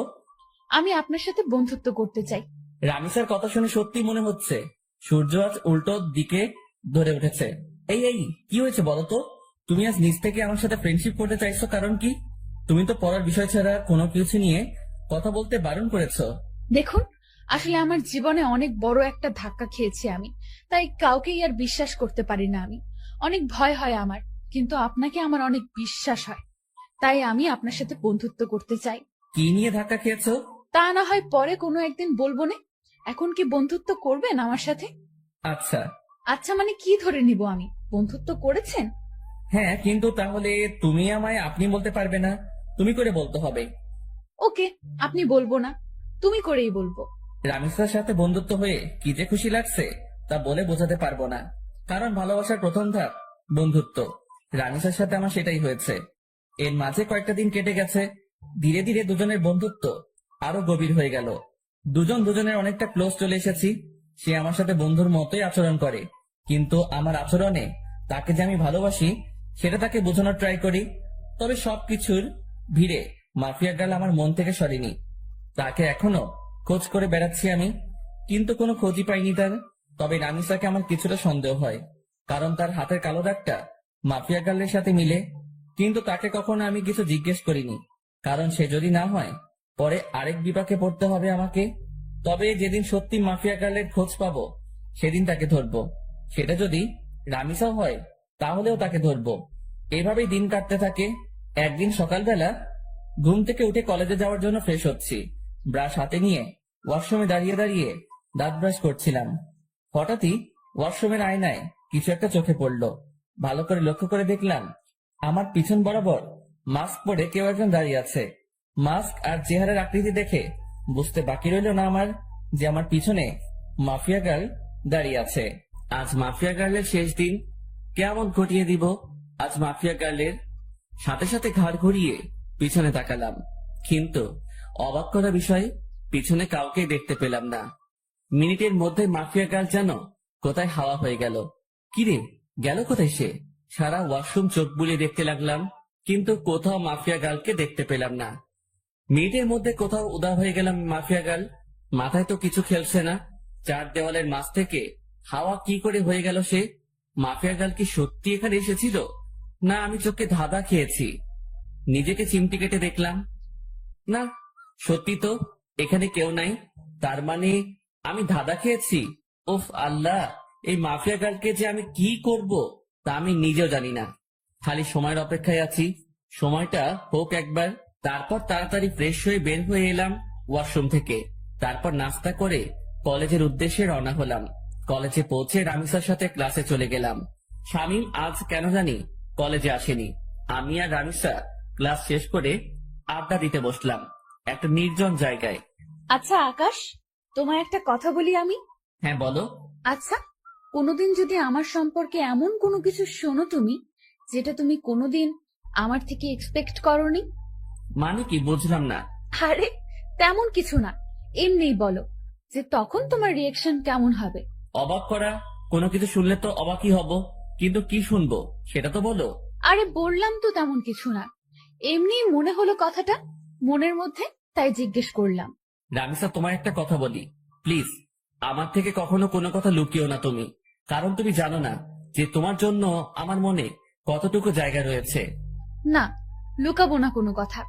আচ্ছা রামিসা, আরেকটা কথা, আমি চাই তুমি আমার সাথে সারা জীবন থাকো। সারা জীবন কি করে থাকবো? আজ না হয় একই সাথে পড়ি দেখে এতটা মিল মহব্বত, কিন্তু একদিন না একদিন তো ছেড়ে যেতেই হবে। রামিসার কথা শুনে কলিজাটা মোচড় মেরে উঠল। আমি যেন কথাটা শোনার জন্য প্রস্তুত ছিলাম না। না, যত যাই হোক, রামিসা আমায় ছেড়ে যেতে পারে না। আমি আমার জীবনের বিনিময় হলেও তাকে আটকে রাখবো আমার কাছে। খপ করে রামিসার হাত চেপে ধরলাম। আই আকাশ, কি করছো কি? রামিসা, না, তুমি আমায় ছেড়ে কখনো কোথাও যাবে না। আমি তোমায় কোথাও যেতে দিব না। যেদিন তোমায় প্রথম দেখি সেদিনই ভালোবেসে ফেলি তোমায়। প্লিজ, তুমি আমায় ছেড়ে কোথাও যাবে না। আই আকাশ, তোমার কি মাথা টাথা খারাপ হয়ে গেল নাকি? কি সব আবল তাবল বকতেছো? না, আমার মাথা খারাপ হয়নি। Ramisa, I love you. আমি তোমায় সত্যি অনেক বেশি ভালোবাসি। আকাশ, তোমার সত্যিই মাথা খারাপ হয়ে গেছে। তুমি আমার ব্যাপারে কোনো কিছুই জানো না, তা না জেনেও পাগলামি করছো। যখন সবটা জানবে তখন তুমি আমার চেহারাও দেখতে চাইবে না। না, আমি এত কিছু শুনতে চাই না। আমি ব্যাস তোমাকে চাই, আর কিছু দেখার সময় নেই আমার। আকাশ, আমায় তুমি ক্ষমা করো, আমি তোমাকে ভালোবাসতে পারবো না। তবে হ্যাঁ, তোমার ব্যাপার নিয়ে ভেবে দেখব। যদি মন থেকে কোনো সাড়া পাই তাহলে হ্যাঁ করব তোমাকে।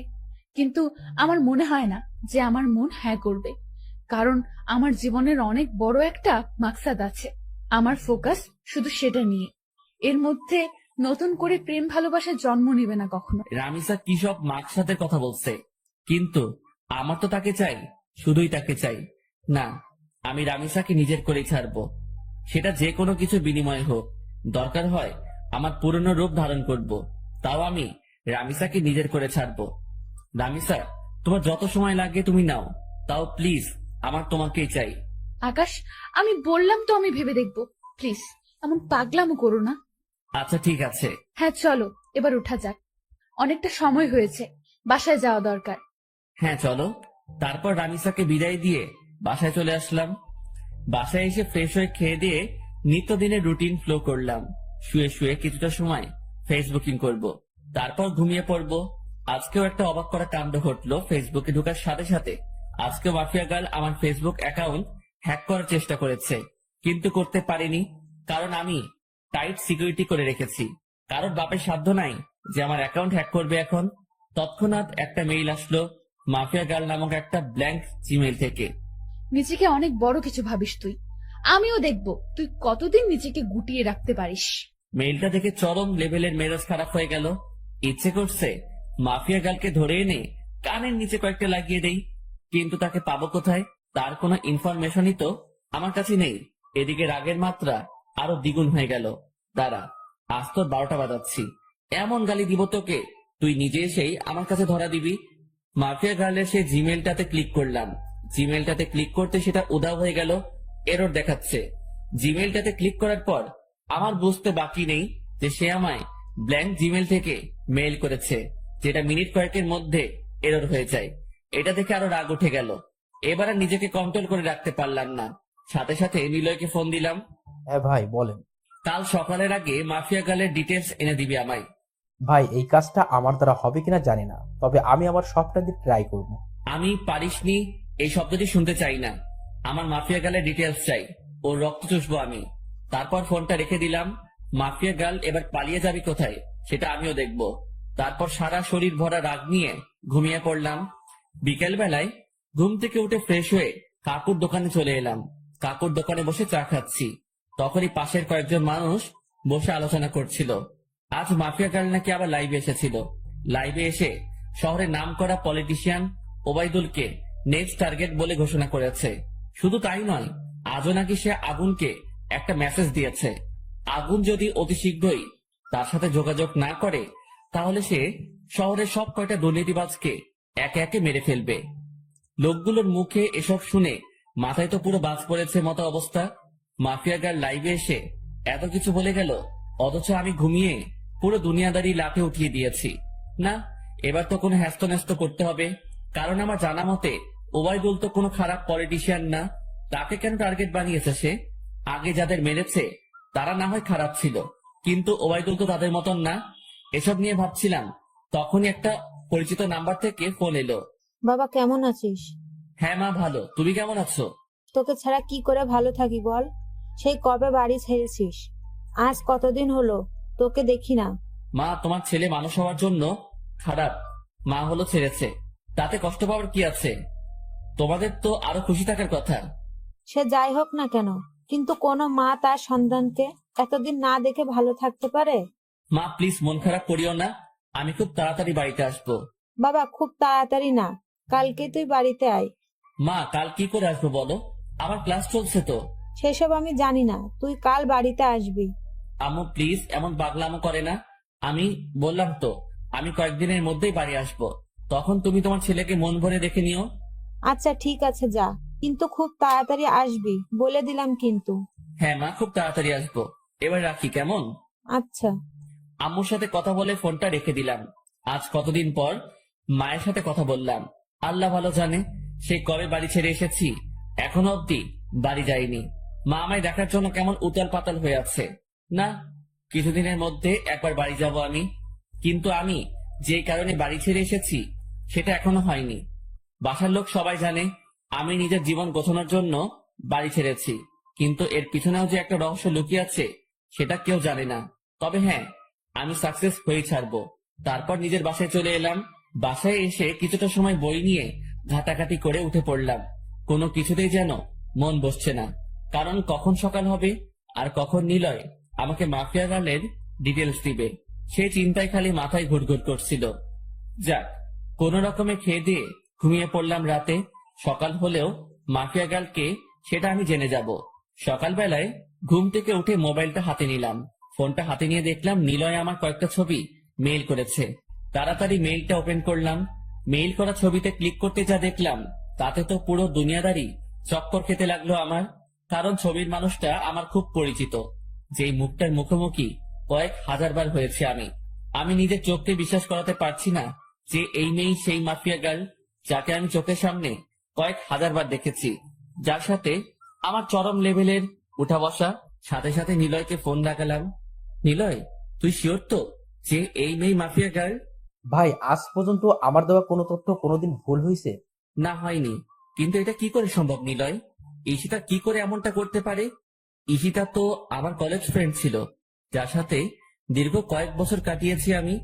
কলেজ লাইফ পুরোটাই তার সাথে কেটেছে আমার। কিন্তু সে পরবর্তীতে এমন ভয়ঙ্কর রূপ নিল কেন? আমার তো নিজের চোখকে বিশ্বাস করাতে অবাক লাগছে। না, হয়তো কোনো ভুল হচ্ছে নিলয় তোর। ভাই, আমি 100% সিউরিটি দিয়ে বলতে পারবো এই মেয়ে মাফিয়া গার্ল, আর আমি পুরোপুরি শিওর হয়েই আপনাকে বলছি। ঈশিতা এমন করতে পারে শুনে মাথাটা পুরো গোলকধাঁধার মতন ঘুরপাক খাচ্ছে। ভাই, আপনার হয়তো বিশ্বাস হচ্ছে না, কারণ সে আপনার সাথে দীর্ঘ কয়েক বছর কাটিয়েছে, কিন্তু সত্যি এটাই যে সে মাফিয়া গার্ল। ঠিক আছে, ঈশিতাই যদি মাফিয়া গার্ড হয় তাহলে তার 12টা বাজাচ্ছি আমি। ওর আরো কিছু তথ্য বল, কারণ তার সাথে আমার বছর দুয়েক আগেই সমস্ত যোগাযোগ বিচ্ছিন্ন হয়ে গেছে। কারণ তারা বাসা পরিবর্তন করে অন্য কোথায় শিফট হয়ে গিয়েছে। এরপর আর কখনো যোগাযোগ হয়নি। ভাই, এরপর আর কোনো তথ্যই আমি পাইনি, কারণ এই মেয়ে সব জায়গা থেকে তার ইনফরমেশন হটিয়ে নিয়েছে। তার থেকেও ভয়ঙ্কর একটা কাণ্ড করেছে সে। কি করেছে? ভাই, এই মেয়ে প্লাস্টিক সার্জারি করে তার আগের চেহারা পরিবর্তন করে ফেলেছে। এই মেয়েকে এখন খুঁজে বের করা ইম্পসিবল আমার মতে। তবে আপনার দ্বারা হয়তো সেটা কষ্টের হবে না। কিন্তু ভাই, মেয়ের মাথা ভয়ঙ্কর চাকর মতন চলাচল করে। গতকাল আপনি ফোন দেওয়ার পর আমি কম হলেও 50টার উপরে ছেলে লাগিয়েছি মাফিয়া গালের খোঁজ বের করার জন্য, কিন্তু অবশেষে সবাই খালি হাত ফিরেছে। কিন্তু একজন খালি তার কিছু ছবি কালেক্ট করেছে, তবে বর্তমান সময়ে সে দেখতে কেমন তার কোনো ছিটে ফোঁটা বা চিহ্ন খুঁজে পায়নি। আর হ্যাঁ ভাই, একটা কথা, এই মেয়ের নামের মতন তার কাজকর্মগুলো বেশ ভয়ঙ্কর। কারণ তার ইন্টারনেট ডাটাবেস আমি হ্যাক করে তথ্য বের করতে চেয়েছিলাম, কিন্তু কোনো মতে সেটা পসিবল হয় নাই। এই মেয়ে হ্যাকিং এরও মাস্টার। নীলয়ের মুখ থেকে ঈশিতার এইরূপ কর্মকাণ্ডের কথা শুনে এবার আর জায়গায় স্থির থাকতে পারলাম না। নিলয় কি বলল ঈশিতার সম্পর্কে এগুলা? যেই মেয়ে কলেজ লাইফে থাকতে এতটা সাদাসিধা ছিল, তার মধ্যে কয়েক বছরের ব্যবধানে এতটা হিংস্রতা কি করে আসতে পারে? মাথায় তো কিছুই খেলছে না। আচ্ছা নিলয়, আমি ফোন রাখলাম, পরে কথা হবে তোর সাথে। আর শোন, মাফিয়া গার্লের খোঁজ চালু রাখিস। আচ্ছা ভাই। নিলয়ের সাথে কথা শেষ করে ঠাই সেই জায়গাটাতেই দাঁড়িয়ে আছি। আমার যেন নিজের কানকেই এখনো বিশ্বাস করাতে পারছি না যে ঈশিতাই বর্তমান জগতের সবচাইতে খাতারনাক মাফিয়া, যার ভয়ে বড় বড় নেতারা এখন আতঙ্কে আছে। 8 ঘন্টা নাগাদ একই জায়গায় দাঁড়িয়ে আছি। ঝাটকাটা মারাত্মক লেভেলের ছিল, তাই হয়তো এখনো ঘোর কেটে উঠতে পারিনি। অনেকটা সময় পর সেন্স ফিরে এলো। না, আমার এখন উতলা হলে চলবে না, আমাকে ঠান্ডা মাথায় কাজ নিতে হবে। এখন আগে নিজেকে শান্ত করি, পরে মাফিয়া গার্লকে নিয়ে ভাবা যাবে। ফ্রেশ হতে চলে গেলাম। একটু পর ফ্রেশ হয়ে বের হয়ে এসে নাস্তা করে কলেজের উদ্দেশ্যে রওনা হলাম। আজও শামীম কলেজে আসেনি। হারামিটার কি যে হয়েছে কে জানে। মাফিয়া গার্লের টেনশনে শামীমকে আর ফোন দেওয়া হয়নি। এদিকে রামিসাকেও দেখছি না। তোর না আসলো না আসুক, একসাথে এত টেনশন মাথায় বয়ে নিয়ে বেড়াতে পারবো না। আমি ক্লাসে চলে যাই। ক্লাসে চলে গেলাম। সেখানে গিয়ে দেখি রামিসা আগে থেকেই ক্লাসে এসে বসে আছে। আমি গিয়ে তার পাশের সিটে বসে পড়লাম। আকাশ, কি হয়েছে? তোমাকে এমন চিন্তিত দেখাচ্ছে কেন? কি হয়েছে কি? না, তেমন কিছু না। তেমন কিছু না বললে তো আর সমাধান হবে না। তোমার চেহারায় স্পষ্ট ফুটে উঠছে যে তুমি কিছু একটা নিয়ে বেশ চিন্তিত। কি হয়েছে বলো আমায়। নাকি আমার বিষয়টা নিয়ে টেনশন করছো? আমি তো বললাম ভেবে দেখবো। তাও কিসের চিন্তা? হ্যাঁ, আরে না রামিসা, সেসব কিছুই না। আমি এমনি বাসার ব্যাপার নিয়ে কিছুটা ঝামেলায় আছি, তাছাড়া কিছুই না। আরে তুমি টেনশন করিও না, সব ঠিক হয়ে যাবে। রামিসার কথার আর কোনো উত্তর দিলাম না, চুপচাপ বসে আছি। কারণ কি বা বলবো তাকে? আমার টেনশন যে অন্য জায়গায়, সেটা তো তাকে আর বলা যাচ্ছে না, তাই চুপচাপ থাকাই ভালো। এমন সময় স্যার ক্লাসে আসলো। স্যার এসে ক্লাস করাতে শুরু করলো, সেদিকে ফোকাস করলাম। ক্লাসটা শেষ করে বাসার দিকে রওনা দিয়েছি। পিছন থেকে রামিসা ডাক দিল, আই আকাশ, আজ এত তাড়াহুড়ো কোথায় যাচ্ছ? হ্যাঁ, আমার সাথে আজ কথা বলবে না বুঝি? আরে পাগল, সে সব কিছুই না, এমনি ভাবলাম বাসায় চলে যাই, তাই আর কি। বাহ, ভালোই তো। আমাকে ইগনোর করছো সেটা তো বেশ ভালোই বুঝছি আমি। রামিসা সত্যি সেসব কিছু না। তাহলে চলো ক্যান্টিনে বসে কফি খাবো। রামিসা আমায় জোর করে ক্যান্টিনে নিয়ে গেল। ক্যান্টিনে গিয়ে দুজন বসে বসে কফি খাচ্ছি। সে আমায় নানান কথা বলে হাসানোর চেষ্টা করছে, কিন্তু আমার ভিতরে তো দুনিয়ার সমস্ত টেনশন বিরাজ করছে। আকাশ, তুমি যদি এমন গাল ফুলিয়ে বসে থাকো তো কিন্তু খুব খারাপ হবে। সত্যিই কিন্তু আমি তোমাকে নিয়ে ভাববো না। এই না না, আমি আর গাল ফুলিয়ে বসে থাকবো না। তারপর নিজের অনিচ্ছা সত্ত্বেও রামিসার সাথে স্বাভাবিকভাবে কথা বলতে শুরু করলাম। আর সে আমাকে হাসানোর ট্রাই করছে। একটা সময় সত্যি হেসে দিলাম। মেয়েটার আসলে অসাধারণ গুণ আছে। এইভাবে অনেকটা সময় বসে দুজনে মিলে কথা বললাম। ভিতরে সমস্ত টেনশন দূর হয়ে গিয়েছে রামিসার সাথে কথা বলে।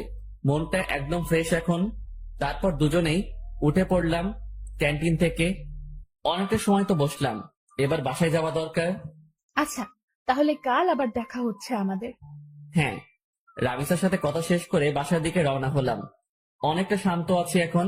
না, এখন আর নিজেকে উত্তেজিত করা যাবে না। একদম শান্তভাবে কাজ বের করব এখন। তারপর বাসায় চলে গেলাম। বাসায় গিয়ে শান্ত মাথায় মাফিয়া গার্লের তালাশ করতে লাগলাম, কিন্তু ফলস্বরূপ কোনো কিছুই পেলাম না। বরাবরের মতে 0 আসলো ফল।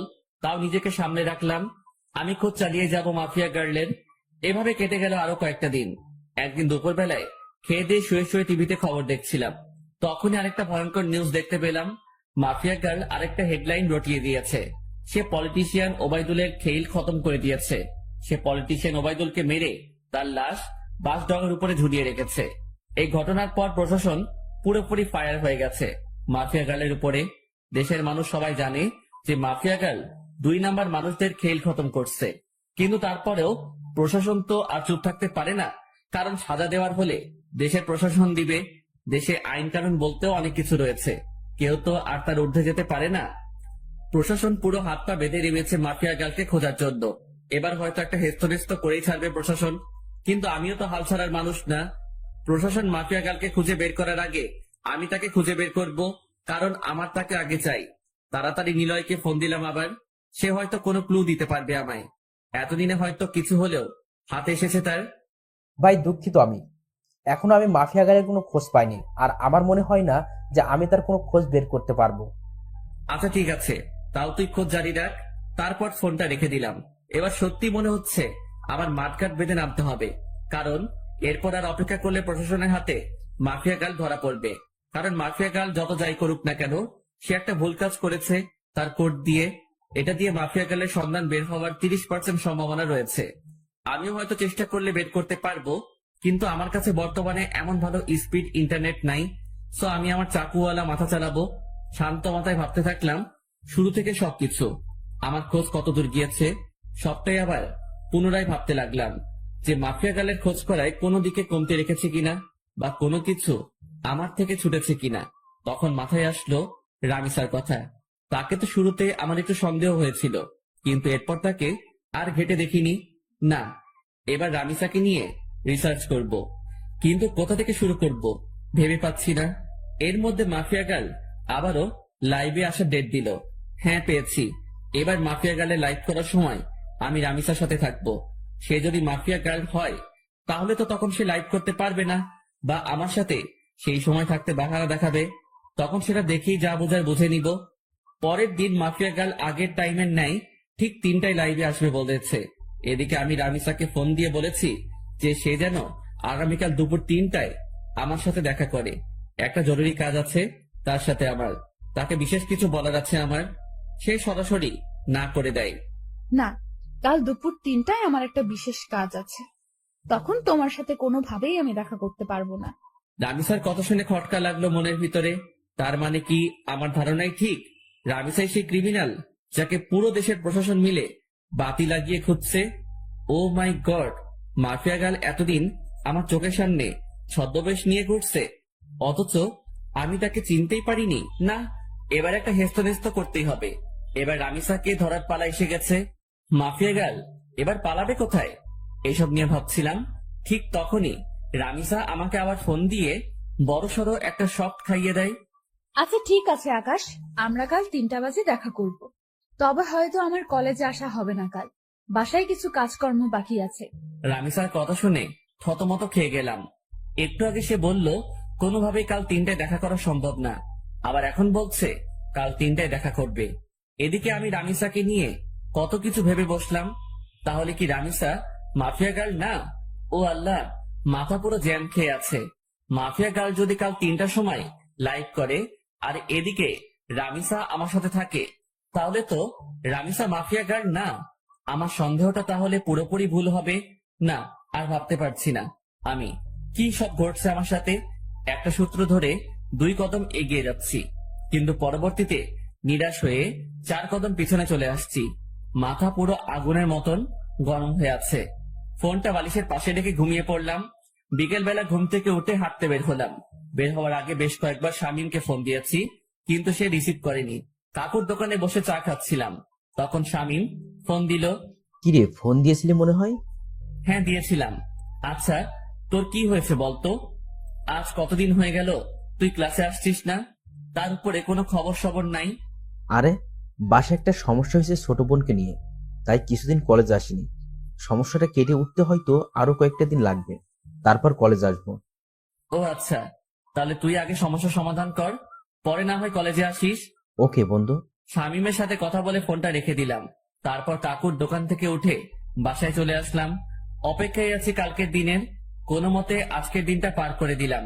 পরের দিন কলেজে চলে গেলাম।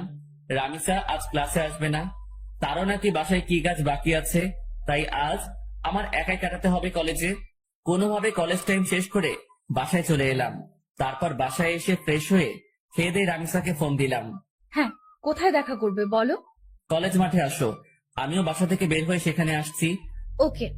আমি শার্ট পরে কলেজ মাঠে চলে গেলাম। সেখানে গিয়ে ঘাসের উপরে বসে আছি। 3টা বাজতে আর মিনিট 5 বাকি। এমন সময় রামিসাও চলে আসলো। আচ্ছা বলো তো, হঠাৎ আমার সাথে এমন কি জরুরি কথা বলবে যার কারণে আজ এই অসময়ে এখানে আসতে বললে? বলবো, একটু ওয়েট করো। আমি বাসার থেকে আসার সময় রামিসাকে নিয়ে অনেক কিছু ভেবে এসেছি। কেন? এখন বললে কি হবে? আরে একটু বসো না, এত অস্থির হচ্ছ কেন? একটু পরেই বলবো। এখন আগে মাফিয়া গার্লের লাইভ দেখবো। 3টা বাজতে চলেছে। রামিসা আমার মুখে মাফিয়া গার্লের কথা শুনে চোখ পাকিয়ে তাকিয়ে আছে আমার দিকে। কি হলো, এভাবে চোখ পাকিয়ে তাকিয়ে আছো কেন? আকাশ, হঠাৎ তোমার মাফিয়া গার্লকে নিয়ে এত মাথা ব্যথা উঠলো কেন? আরে না, কিসের মাথা ব্যথা। মাফিয়া গার্ল আজ লাইভে আসবে বলেছে। সবাই তার লাইভ দেখার জন্য বসে আছে, তাই আমিও দেখবো বলে ভেবেছি। ও আচ্ছা, পাশে এসে বসো। দুজন মিলে মাফিয়া গার্লের লাইভ দেখি। রামিসা এসে আমার পাশে বসলো, আর আমি মোবাইলটা হাতে নিয়ে মাফিয়া গার্লের ইউটিউব লিংকে ক্লিক করে সেখানে ঢুকে পড়লাম। 3টা বাজতেই মাফিয়া গার্ল লাইভে চলে আসলো। মাফিয়া গার্লের লাইভ দেখে আমি রামিসার দিকে হাঁ করে তাকিয়ে আছি। নিজের ভিতরে কেমন যেন একটা খারাপ লাগা কাজ করছে। আমি রামিসাকে নিয়ে কত কি না ভেবে ফেলেছিলাম, কিন্তু পরিশেষে সবটাই মিথ্যা প্রমাণ হলো। আর সত্যি যদি রামিসা মাফিয়া গার্ল হতো, তাহলে সে লাইভে আসতে পারতো না এই সময়ে। কারণ রামিসা আমার পাশে বসে আছে। সে একই সময় 2 জায়গায় 2 রকম কর্মকাণ্ড কি করে করবে? দেখ, নিজের উপরে চরম লেভেলের রাগ হচ্ছে। সিধা সাদা একটা মেয়েকে নিয়ে আমি কত বাজে ভাবনা করেছি। এই কি হলো, তোমার মন কোন দিকে? হ্যাঁ, তুমি না বললে মাফিয়া গার্লের লাইভ দেখবে? সে তো লাইভে এসে বকবক করছে, কিন্তু তোমার তো কোনো খবরই নাই। রামিসার ডাকে হুঁশ ফিরে আসলো। দেখবো তো। তারপর মাফিয়া গার্লের লাইভ দেখায় ফোকাস করলাম। সে তার ইন্ট্রোডাকশন নিয়েই যাচ্ছে। আমি আপনাদের আগেও বলেছি, এবারও বলছি, আমার কোনো খারাপ মাকসাদ নেই। আমার মূল মাকসাদ হচ্ছে যারা দেশের নাম বেঁচে বেঁচে খায় তাদের হাতে হারিকেন ধরিয়ে দেওয়া, আর আমি সেটাই করছি। শুধু তাই নয়, এবার দেশের মধ্যে যত কয়টা গ্যাংস্টার টিম আছে তাদের সব কয়টাকে আমি মৃত্যুর চৌকাঠেয় পৌঁছাই দিব। শান্তশিষ্টভাবে দেশ চলবে, কোনো ধরনের টিম আর থাকবে না। মাফিয়া খুফিয়া সব আমি ধুলোয় মিশিয়ে দিব। আর আগুন, আপনার মুখোমুখি হওয়ার ইচ্ছা আমার বহুদিন আগে থেকেই, অনেক আগ থেকেই শুনে এসেছি আগুনের নাম।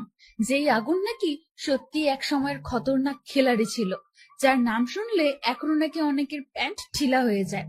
আমি চাই আপনার মুখোমুখি হতে, আমি চাই মানুষরূপী আগুনটাকে নিজের চোখে দেখতে।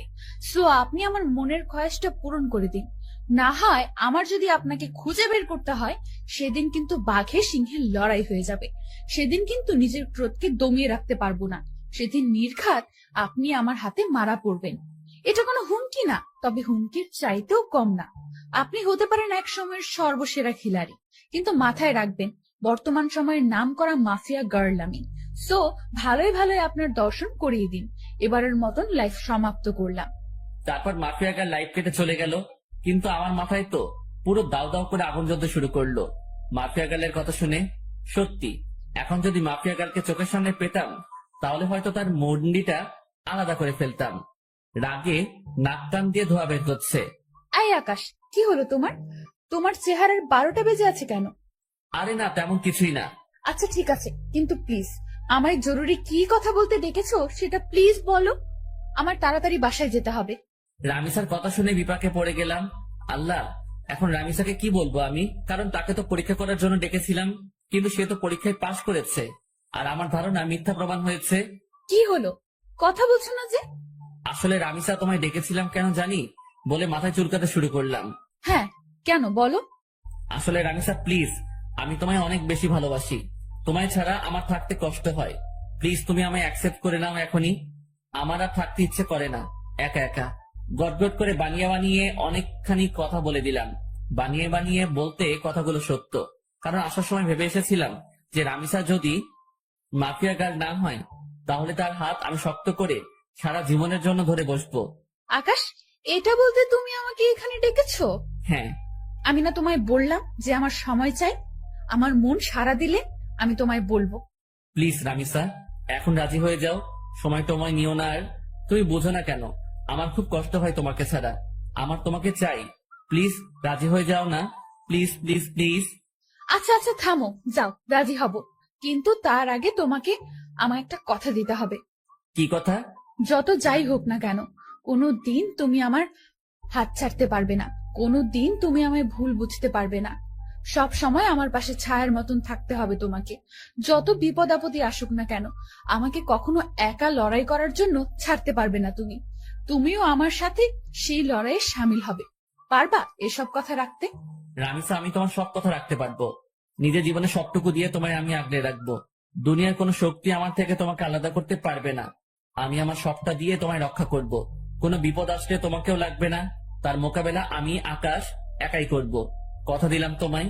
এমন একটা মানুষই চেয়েছিলাম আমি জীবনে। প্লিজ তুমি আমায় কখনো ছেড়ে যেও না। না, কলিজা ছেড়ে যাব না বলে রামিসাকে নিজের বুকে টেনে নিলাম। আর একটা কথা, প্লিজ আকাশ, তুমি আমায় জীবনের সমস্ত অন্ধকার দূর করে দিয়ে আলোয় ভরিয়ে দিও। হ্যাঁ কলিজা, সব অন্ধকার দূর করে দিয়ে তোমার জীবন আলোয় ভরিয়ে দিব আমি। রামিসা আর কোনো কথা বলল না। সে আমার বুকে চুপচাপ পড়ে আছে। অনেকটা সময় দুজন এভাবে ঘাসের উপরে বসেছিলাম আমরা। তারপর সেখান থেকে উঠে এলাম। আকাশ, আমার তাড়াতাড়ি বাসায় যেতে হবে। আচ্ছা চলো, তোমায় ছেড়ে দিয়ে আসি। না, তা লাগবে না, তুমি বাসায় চলে যাও, আমি একা একা যেতে পারবো। আচ্ছা ঠিক আছে। তারপর রামিসাকে গাড়িতে তুলে দিয়ে আমি বাসায় চলে এলাম। খুব খুশি লাগছে আজকে। বাসায় এসে হাত মুখ ধুয়ে কিছু খেয়ে নিলাম। তারপর ফোনটা হাতে নিয়ে শুয়ে শুয়ে ফেসবুকিং করছি। তখনই লক্ষ্য করলাম কেউ একজন আবারও আমার ফেসবুক আইডি হ্যাক করার চেষ্টা করছে। আমি শিওর যে এটা মাফিয়া গার্লের কাজ। মেজাজটা আবারও বিগড়ে গেল। এই মাফিয়া গার্লকে পেলে যে আমি কি করব তা আল্লাহ ভালো জানে। কিন্তু দুঃখের বিষয়, তাকে তো আমি ধরতেই পারছি না। তখন একটা বুদ্ধি মাথায় আসলো। সাথে সাথে ফেসবুক থেকে সমস্ত সিকিউরিটি হাটিয়ে ফেললাম আমার। এবার আমি মন থেকে চাইছি যে মাফিয়া গার্ল আমার আইডি হ্যাক করুক। কারণ গতবার যখন মাফিয়া গার্ল আমার আইডি হ্যাক করে, তখন তার থেকে আমি আইডি উদ্ধার করার সময় একটা জিনিস লক্ষ্য করেছিলাম, যে লগইং এন্ড সিকিউরিটিতে ব্রাউজারের লোকেশন এক একবার এক এক জায়গায় দেখাচ্ছিল। কতক্ষণ ফিনল্যান্ড, কতক্ষণ সুইজারল্যান্ড, কতক্ষণ ফিলিস্তিন। মোট কথা সেকেন্ড 2 বার তার লোকেশন পরিবর্তন হচ্ছিল। কিন্তু তখন আমি একটা বোকামো করেছিলাম। আমি চাইলে তখনই তার লোকেশন বের করতে পারতাম। কারণ যে ভিপিএন দিয়ে সে তার লোকেশন পরিবর্তন করছে, সেটা এক সময় গিয়ে তার অরিজিনাল লোকেশন দেখায়। আর সে যেহেতু বাংলাদেশের, সেখানে একবার হলেও বাংলাদেশের লোকেশন দেখাবে। হ্যাঁ, এবার এই সুযোগটাই কাজে লাগবো। সে আমার আইডি হ্যাক করে যখনই আইডিতে প্রবেশ করবে, তখনই তার লোকেশন আমি বের করে ফেলবো। তাই আইডির সিকিউরিটি একটু কমিয়ে দিলাম, কিন্তু এতটাও কমাইনি যে সে পুরোপুরি আমার অ্যাকাউন্ট তার আয়ত্তে করে নিবে। সিকিউরিটি কমিয়ে মাফিয়া গালের জন্য অপেক্ষা করতে লাগলাম। কিন্তু সে এবার আমার আইডি হ্যাক করলো না। রাত 12টা পর্যন্ত অপেক্ষা করলাম, কিন্তু সে আমার আইডির দিকে ফিরেও তাকায়নি। কিন্তু আমি শিওর যে সে রাতে আমার আইডি হ্যাক করার ট্রাই করবে। ওকে বাছাধন, তুমি রাতে ট্রাই করিও, আমি সকালবেলা এসে খেলা দেখাবো। এখন ঘুমাতে চললাম। তারপর মোবাইলটা বালিশের পাশে রেখে ঘুমিয়ে পড়লাম। সকালবেলা ঘুম থেকে উঠে মোবাইলটা হাতে নিয়ে দেখি মাফিয়া গার্ল আমার আইডি হ্যাক করে নিয়েছে। এবার পালাবি কোথায় মাফিয়া গার্ল তুই? এবার খেলা দেখাবো তোকে। অনেক কষ্টের বিনিময়ে মাছ জালে আটকা পড়েছে। এবার আর ছাড়াছাড়ি নাই। ছাই দিয়ে হলেও তাকে ধরবো এবার আমি। পাগলের সাথে পাগলামি না করলে তার চাল বোঝা যায় না। আর আমিও সেটা করেছি। এজন্যে বাবা তোমার জন্য স্পেশালি একটা গান বানিয়েছে, যে বাবা তোমার দরবারে সব পাগলের খেলা। তাড়াতাড়ি করে লোকেশন চেক করলাম। যেমনটা ভেবেছিলাম ঠিক তেমনটাই হয়েছে। লোকেশন প্রতি সেকেন্ডে 2 বার করে কান্ট্রি পরিবর্তন করছে। চোখ পাকিয়ে তাকিয়ে আছি লোকেশনের দিকে। একটা সময় গিয়ে বাংলাদেশের এক্স্যাক্টলি লোকেশনটা দেখালো। লোকেশন দেখে তো আমার মাথায় পুরো বাজ পড়ছে মতন অবস্থা। লোকেশন রামিসার এরিয়ায় দেখাচ্ছে। তার মানে রামিসাই সেই ক্রিমিনাল। সরি, রামিসা না ঈশিতা। কিন্তু আমার একটা জিনিস মাথায় কাজ করছে না, যে সে তার সমস্ত আইডেন্টিটি কেন হাইড করেছে, আর কেনই বা এই পথে নেমেছে সে। না, আমি আর ভাবতে পারছি না রামিসা কি করে এত বড় মাপের খেলা খেললো। আমার তো মাথায় কিছুই খেলছে না। আর ওই এলাকাতে তো এমন কেউ নাই যাকে আমার সন্দেহ হয়। যাকে সন্দেহ হয় সে একমাত্র রামিসা। এবার আবার পুরোপুরি সন্দেহ দূর হয়ে গেল। 99% শিওর হয়ে গেলাম রামিসাই সেই মাফিয়া গার্ল। এবার খালি রামিসার মুখ থেকে শোনা বাকি। তাড়াতাড়ি উঠে ফ্রেশ হয়ে নাস্তা করে সেই লোকেশনে চলে গেলাম।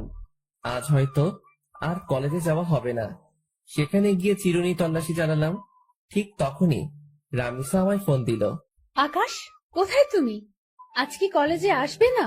হয়তো আসবো না, কারণ বিশেষ একটা কাজে এসেছি একটা জায়গায়। কিসের বিশেষ কাজ আকাশ? মাফিয়া গার্লকে ধরে ফেলেছি আমি।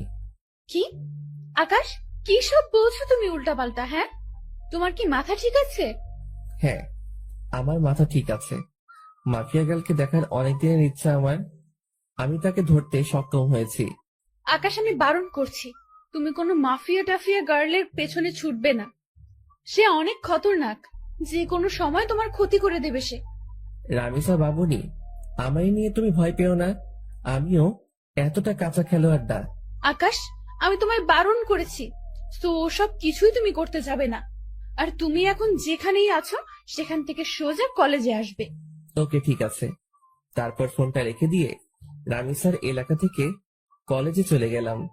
যদিও কলেজে যাচ্ছি, কিন্তু ক্লাস আর করা হবে না, কারণ কলেজ করার প্রিপারেশন নিয়ে ঘর থেকে বের হইনি আমি। তাই আজ ক্লাস করব না। কলেজে গিয়ে রামিসার সাথে কথা বলে চলে আসব। কলেজের সামনে পৌঁছে গিয়েছি প্রায়। ভিতরটা ধুকধুক করছে। আমি কি সরাসরি রামিসাকে জিজ্ঞেস করব, নাকি চুপচাপ হয়ে থাকবো, সেটা নিয়ে দ্বিধাদ্বন্দ্বে আছি। কারণ জিজ্ঞেস করলে যদি সে স্বীকার না করে, কিন্তু আমার তো তার মুখ থেকে সমস্ত সত্যিটা জানা চাই। অনেকটা সময় ভেবে একটা সিদ্ধান্ত নিলাম, না, কিছুই জিজ্ঞেস করব না। মোটামুটি যখন শিওর আমি, তখন আরেকটু সময় অপেক্ষা করি। তারপর মাস নিজেই বড়শিতে এসে ধরা দিবে। কলেজে চলে এসেছি। রিক্সা থেকে নেমে ভাড়া পে করে ভিতরে চলে গেলাম। ক্লাস শুরু হয়ে গিয়েছে, কিন্তু রামিসা এখনো ক্লাসে যায়নি। সেই গেটের সামনে দাঁড়িয়ে আছে আমার জন্য। আসতে এত সময় লাগে তোমার? হ্যাঁ, আরে রিক্সা পেতে একটু দেরি হয়ে গিয়েছিল। হয়েছে, চলো এবার। কোথায় যাব? আর তুমি ক্লাসে যাওনি কেন? আজ ক্লাস করব না, তোমার সাথে বসে বসে আড্ডা দিব। আচ্ছা চলো, দুজনে গিয়ে কলেজের পাশে একটা ফাঁকা জায়গা আছে, সেখানে গিয়ে বসলাম। রামিসা আমার কাঁধে মাথা রেখে হেলান দিয়ে বসে আছে। আকাশ প্লিজ, তুমি মাফিয়া গার্লের খোঁজ করা ছেড়ে দাও। আমি শুনেছি সে অনেক খতরনাক। সে যদি তোমার ক্ষতি করে দেয়, প্লিজ তুমি মাফিয়া গার্লের খোঁজ করা ছেড়ে দাও। আর তাছাড়া সে তো দেশের ভালোর জন্যই সব করছে, বলো। রামিসার কথা শুনে হাসবো না কাঁদবো সেটা বুঝে উঠতে পারছি না। তবে রামিসার কথা শুনে আরো সিউরিটি পেয়ে গেলাম যে মাফিয়া গার্লকে। কারণ যেই মেয়ে মাফিয়া গার্লের টপিক বাদ দিতে চাইতো সব সময়, সে আজ খুঁটে খুঁটে মাফিয়া গার্লের প্রসঙ্গ উঠাচ্ছে। রামিসার সমস্যা কোথায় সেটা আমার বুঝতে বাকি নেই। আর তাছাড়া মাফিয়া গার্লকে তো আমি খুঁজে বের করে ফেলেছি। সে এখন আমার কাঁধে মাথা রেখে শুয়ে আছে।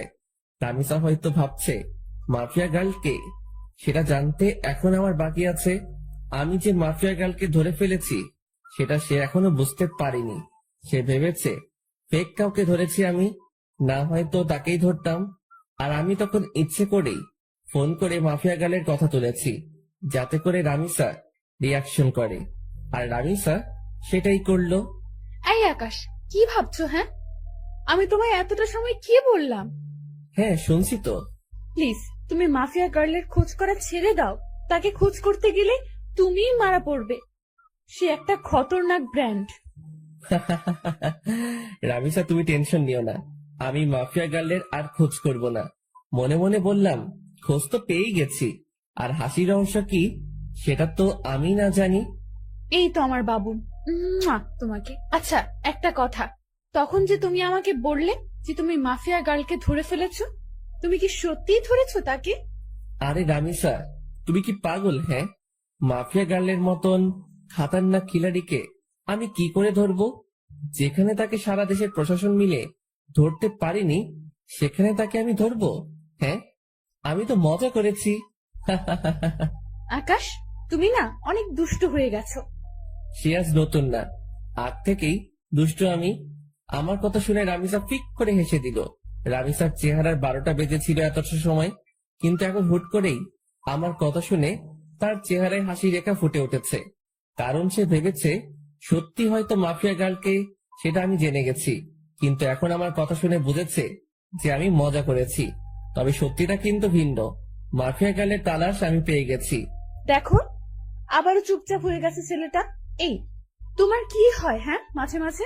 আরে না, তেমন কিছু না। তেমন কিছু না হলেই ভালো। আচ্ছা আকাশ, একটা কথা বলো তো, আমাদের ফিউচার নিয়ে কিছু ভেবেছো তুমি? হ্যাঁ, অনেক কিছু ভেবেছি আমি। পড়ালেখা শেষ হলেই আমরা বিয়ে করে নিব। Love you Akash. Love you too, Ishita. এই কি বললো তুমি? না না, কিছু না। ঈশিতা নামটা শুনতেই রামিসা চমকে উঠল। সরি রামিসা, আসলে ভুল করে অন্য নাম বের হয়েছে মুখ দিয়ে।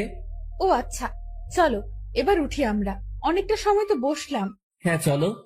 তারপর সেখান থেকে উঠে দুজন দুজনের বাসায় চলে এলাম। কিন্তু একটা জিনিস আমার এখনো চোখে বাড়ি খাচ্ছে। যখনই ঈশিতা নামটা বলেছি তখনই রামিসার চোখ কপালে উঠে গিয়েছিল, আর তার পরক্ষণে সে চলে যাওয়ার জন্য পাড়াপাড়ি শুরু করে দেয়। রামিসার হতাশাগ্রস্ত চেহারায় কিন্তু আমাকে পুরোপুরি ক্লিয়ার করে দেয় তার ভয়ঙ্কর ডার্কনেস সম্পর্কে। কিন্তু আমি এখন কোনো ধরনের হাঙ্গামাই করব না, কারণ আমি আরো ভালো করে জাস্টিফাই করব রামিসার সম্পর্কে, কেন সে এই পথে নেমেছে আর কি বা তার উদ্দেশ্য। সাথে সাথে নিলয়কে ফোন দিলাম। নিলয়, আমি কি বলি মন দিয়ে শোন। হ্যাঁ ভাই বলেন। শোন, আমি মাফিয়া গার্লকে ধরে ফেলেছি। কি ভাই, আপনি সত্যি ধরে ফেলেছেন? হ্যাঁ, আমি মাফিয়া গার্লকে ধরে ফেলেছি, তাই তোকে ফোন দিয়েছি। শোন, তোকে একটা কাজ করতে হবে এখন। কি কাজ ভাই? মাফিয়া গার্লের কিছু ডিটেলস তোকে আমি দিচ্ছি, তুই সেই অনুযায়ী তার সম্পর্কে তালাশ করে বের করবি যে সে কেন এই পথে নেমেছে। আচ্ছা ভাই। কিন্তু শোন, এই কথা যেন কারোর কানে না যায়, বিষয়টা যেন তোর আর আমার মাঝে থাকে। ওকে ভাই। নিলয়কে রামিসার হালকা পাতলা কিছু তথ্য দিলাম, যাতে করে সে রামিসার সম্পর্কে খোঁজ বের করতে পারে। এদিকে আমিও খোঁজ চালাচ্ছি রামিসাকে নিয়ে। এভাবে 2-3টা দিন কেটে গেল। 4 দিনের মাথায় নিলয় আমাকে ফোন দেয়। ভাই ভয়ঙ্কর কিছু তথ্য হাতে এসেছে। কি তথ্য? ভাই মাফিয়া গালের একটা ছোট ভাই ছিল, যার নাম ছিল রাফসান। আপনি কি তাকে চেনেন বা জানেন? তখনই ঈশিতার ছোট ভাইয়ের কথা মনে পড়ল, যার নামও ছিল রাফসান। কলেজ লাইফে যখন ঈশিতার সাথে চলাফেরা ছিল, তখন সে রাফসানকেও মাঝে মাঝে কলেজে নিয়ে আসতো ঘোরার জন্য। আবার মাঝে মাঝে কোনো জায়গায় ঘুরতে গেলেও তাকে সাথে নিয়ে যেত। আমার জন্মদিনে যখন রামিসাকে ইনভাইট করি, তখন রামিসা তার ছোট ভাই রাফসানকে সাথে করে নিয়ে এসেছিল। তাকে আমি বেশ ভালো করে চিনি। হ্যাঁ নিলয়, চিনি। কিন্তু কেন বলতো? ভাই রাফসান নাকি এই শহরের কোনো একটা কলেজে পড়াশোনা করত। একদিন সে কলেজে শেষ করে বাড়ি ফেরার সময় তার বাসার নিচে কয়েকটা ছেলেকে মাদক কেনাবেচা করতে দেখে। তখন সে পুলিশকে খবর দিয়ে তাদেরকে ধরিয়ে দেয়। ছেলেগুলো নাকি রাফিদের ছেলেপিলে ছিল। তাই রাফিদের জেদ উঠে যায় রাফসানের ওপরে। তাই সে থানার ওসিকে টাকা খাটিয়ে উল্টো মাদক দ্রব্য দিয়ে রাফসানকে ধরিয়ে দেয়। শুধু তাই নয়, রাফসানকে পুরো গুম করে ফেলার জন্য কন্টাক্ট হয় ওসির সাথে। ওসি তাই করে, সে রাফসানকে জঙ্গলে নিয়ে গিয়ে ব্রাশ ফায়ার করে মেরে ফেলে। আর মাফিয়া গাল যেই ওসিকে মারে বিভৎস ভাবে, ওই ওসি সেই ওসি যে রাফসানাকে মেরেছিল। মাফিয়া গাল হয়তো তার ভাইয়ের প্রতিশোধ নেওয়ার জন্য এমন পন্থা অবলম্বন করেছে। নিলয়ের কথা শুনে বুকের ভিতর দাউ দাউ করে আগুন জ্বলতে শুরু করলো। তাহলে তো মাফিয়া গার্ড যা করছে সবটাই ঠিক করছে। আচ্ছা ঠিক আছে নিলয়, এবার ফোন রাখলাম। ফোনটা রেখে দিয়ে চুপচাপ বসে আছি। মাথার রক পুরো চটে গেছে নিলয়ের কথা শুনে। না, আজকের পর রামিসাকে আমি আড়াল থেকে পুরোপুরি সাপোর্ট করব, কারণ ভাই মরেছে, সেই কষ্ট তারই হয়েছে। কেউ তার কষ্টের ভাগ নেয়নি, তাই তো সে এমন ভয়ঙ্কর রূপ ধারণ করেছে। রামিসা, তুমি যা করেছো একদম ঠিকই করেছো। আজকের পর আমি আকাশ বেঁচে থাকতে দেখবো তোমার গায়ে কে হাত দেয়। সব কয়টার হাত আমি শরীর থেকে আলাদা করে ফেলবো। গা পুরো শিরশির করে কাঁপছে। না, গিয়ে গোসল করে আসি। তাড়াতাড়ি ওয়াশরুমে ঢুকে পড়লাম। অনেকটা সময় পর গোসলখানা থেকে বের হলাম। মাথায় ইচ্ছে মতন পানি ঢেলেছি, কারণ রক্ত চটে গিয়েছিল মাথায়, তাই নিজেকে শান্ত করেছি। ফ্রেশ হয়ে এসে খেয়ে নিলাম। খেয়ে দিয়ে টিভিটা চালিয়ে দিলাম। শুয়ে শুয়ে টিভি দেখছি। তখন একটা নিউজ চোখের সামনে ভেসে উঠল। ডিবি পুলিশের প্রধান জিডি সে মাফিয়া গার্ড সম্পর্কে বক্তব্য দিচ্ছে। মাফিয়া গালের কোডিং দিয়ে আমরা তার তথ্য বের করে নিয়েছি। আগামী 24 ঘন্টার মধ্যে আমরা তাকে ধরে এনে হাজতে ভরবো। নিউজটা শুনে ভিতরে ছ্যাদ করে উঠল। কি, তোরা 24 ঘন্টার মধ্যে মাফিয়া গার্লকে ধরবি? আমি আকাশ বেঁচে থাকলে দেখবো তোরা কি করে মাফিয়া গার্লকে গ্রেপ্তার করিস। সাথে সাথে টিভি অফ করে দিয়ে রামিসাকে ফোন দিলাম, সে ফোন রিসিভ করলো না। বেশ অনেক কয়বার ফোন দিয়েছি, কিন্তু সে রিসিভ করেনি। এইভাবে রাত হয়ে গেল। পরে সে নিজেই আমায় ফোন দিল। আকাশ, সরি, আসলে অনেকটা ঝামেলার মধ্যে আছি। প্লিজ তুমি কিছু মনে করিও না, কাল কলেজে আসলে কথা হবে। আচ্ছা ঠিক আছে, সাবধানে থেকো। আমি কথা শেষ করার আগেই রামিসা ফোনটা কেটে দিল। রামিসার আচরণে খুব টেনশন হচ্ছে, হয়তোবা সেও এই নিউজটা দেখেছে, তাই সে এমন ভয়ে আছে। না হলে হয়তোবা অন্য কোনো ঝামেলা হয়েছে। ধ্যাত মাথায় কিছুই কাজ করছে না। কখন যে সকাল হবে সেই অপেক্ষায় আছি। কোনোভাবে রাতটা পার করে দিলাম। সকালে কলেজে গিয়ে দেখি রামিসা আগ থেকে কলেজে এসে পড়েছে। তাকে দেখে খুব চিন্তিত লাগছে। রামিসা, তুমি কি কোনো কিছু নিয়ে চিন্তিত? না না, আমি কিছু নিয়েই চিন্তিত না। প্লিজ তুমি ক্লাসরুমে চলো, আমার এখানে দাঁড়িয়ে থাকতে খুব ভয় হচ্ছে।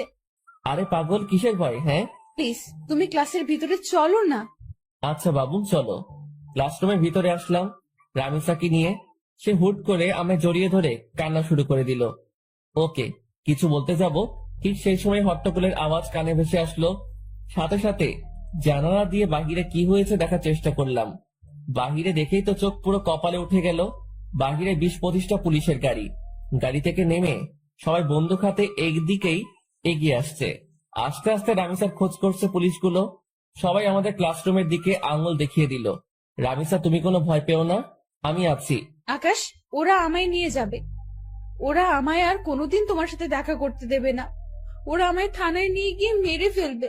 রামিসা, কেউ তোমার কিচ্ছু করতে পারবে না, তুমি প্লিজ শান্ত হও। আকাশ প্লিজ, তুমি আমায় ক্ষমা করে দাও। আমি হয়তো তোমার সাথে জীবনের শেষ সময় অবধি পার করতে পারবো না। রামিসা, চুপ হতে বলেছি ধমক দিয়ে। চলো তুমি আমার সাথে বাহিরে, দেখি তোমার গায়ে কে হাত দেয়। তারপর রামিসাকে নিয়ে বাহিরে চলে গেলাম। সবাই তাকিয়ে তাকিয়ে দৃশ্য দেখছে। পুরো কলেজ হতভম্ব হয়ে আছে এতগুলো পুলিশ দেখে। পুলিশ রামিসাকে দেখে ওকে গ্রেফতার করতে ছুটে আসে। এই তোরা কেউ আমার রামিসার গায়ে হাত দিবি না। তখনই পুলিশের অফিসার একজন বলে ওঠে, কি তোরও শ্বশুর বাড়ি যাওয়ার ইচ্ছে হচ্ছে মনে হয়? এই অফিসার, আমার শ্বশুর বাড়ি যাওয়ার ইচ্ছে নেই, বরং তোর মরার পাটনা গজিয়েছে। সাহস থাকলে ওর গায়ে হাত দিয়ে দেখা। আমার মুখে ধারালো কথা শুনে সমস্ত পুলিশ আমার দিকে গুলি তাক করে ধরে। বেটা, দেখি খুব বড় বড় কথা বলছিস। শোন, বেশি উড়াউড়ি ভালো না। আমি যদি একবার বলি তাহলে সবাই গুলির বুলেটগুলো তোর পেটের মধ্যে পুড়ে দিবে আর তুই ঝাঁঝরা হয়ে যাবি। হাসালি রে ভাই, এই ঘুষখোরের বাচ্চা, কান খুলে শুনে রাখ। এখানে তো কিছু সংখ্যক পুলিশ মাত্র তোরা। সারা শহরের সবকটা পুলিশ মিলেও যদি একত্রে হয়ে আসিস, তাও তোরা এই আকাশের বালো ফালাইতে পারবি না। কারণ তোদের সামনে যে দাঁড়িয়ে আছে সে সাদাসিধা একটা ছেলে আকাশ, কিন্তু তার ভিতরে ভয়ঙ্কর যেই হায়নাটা লুকিয়ে আছে তার নাম হচ্ছে আগুন।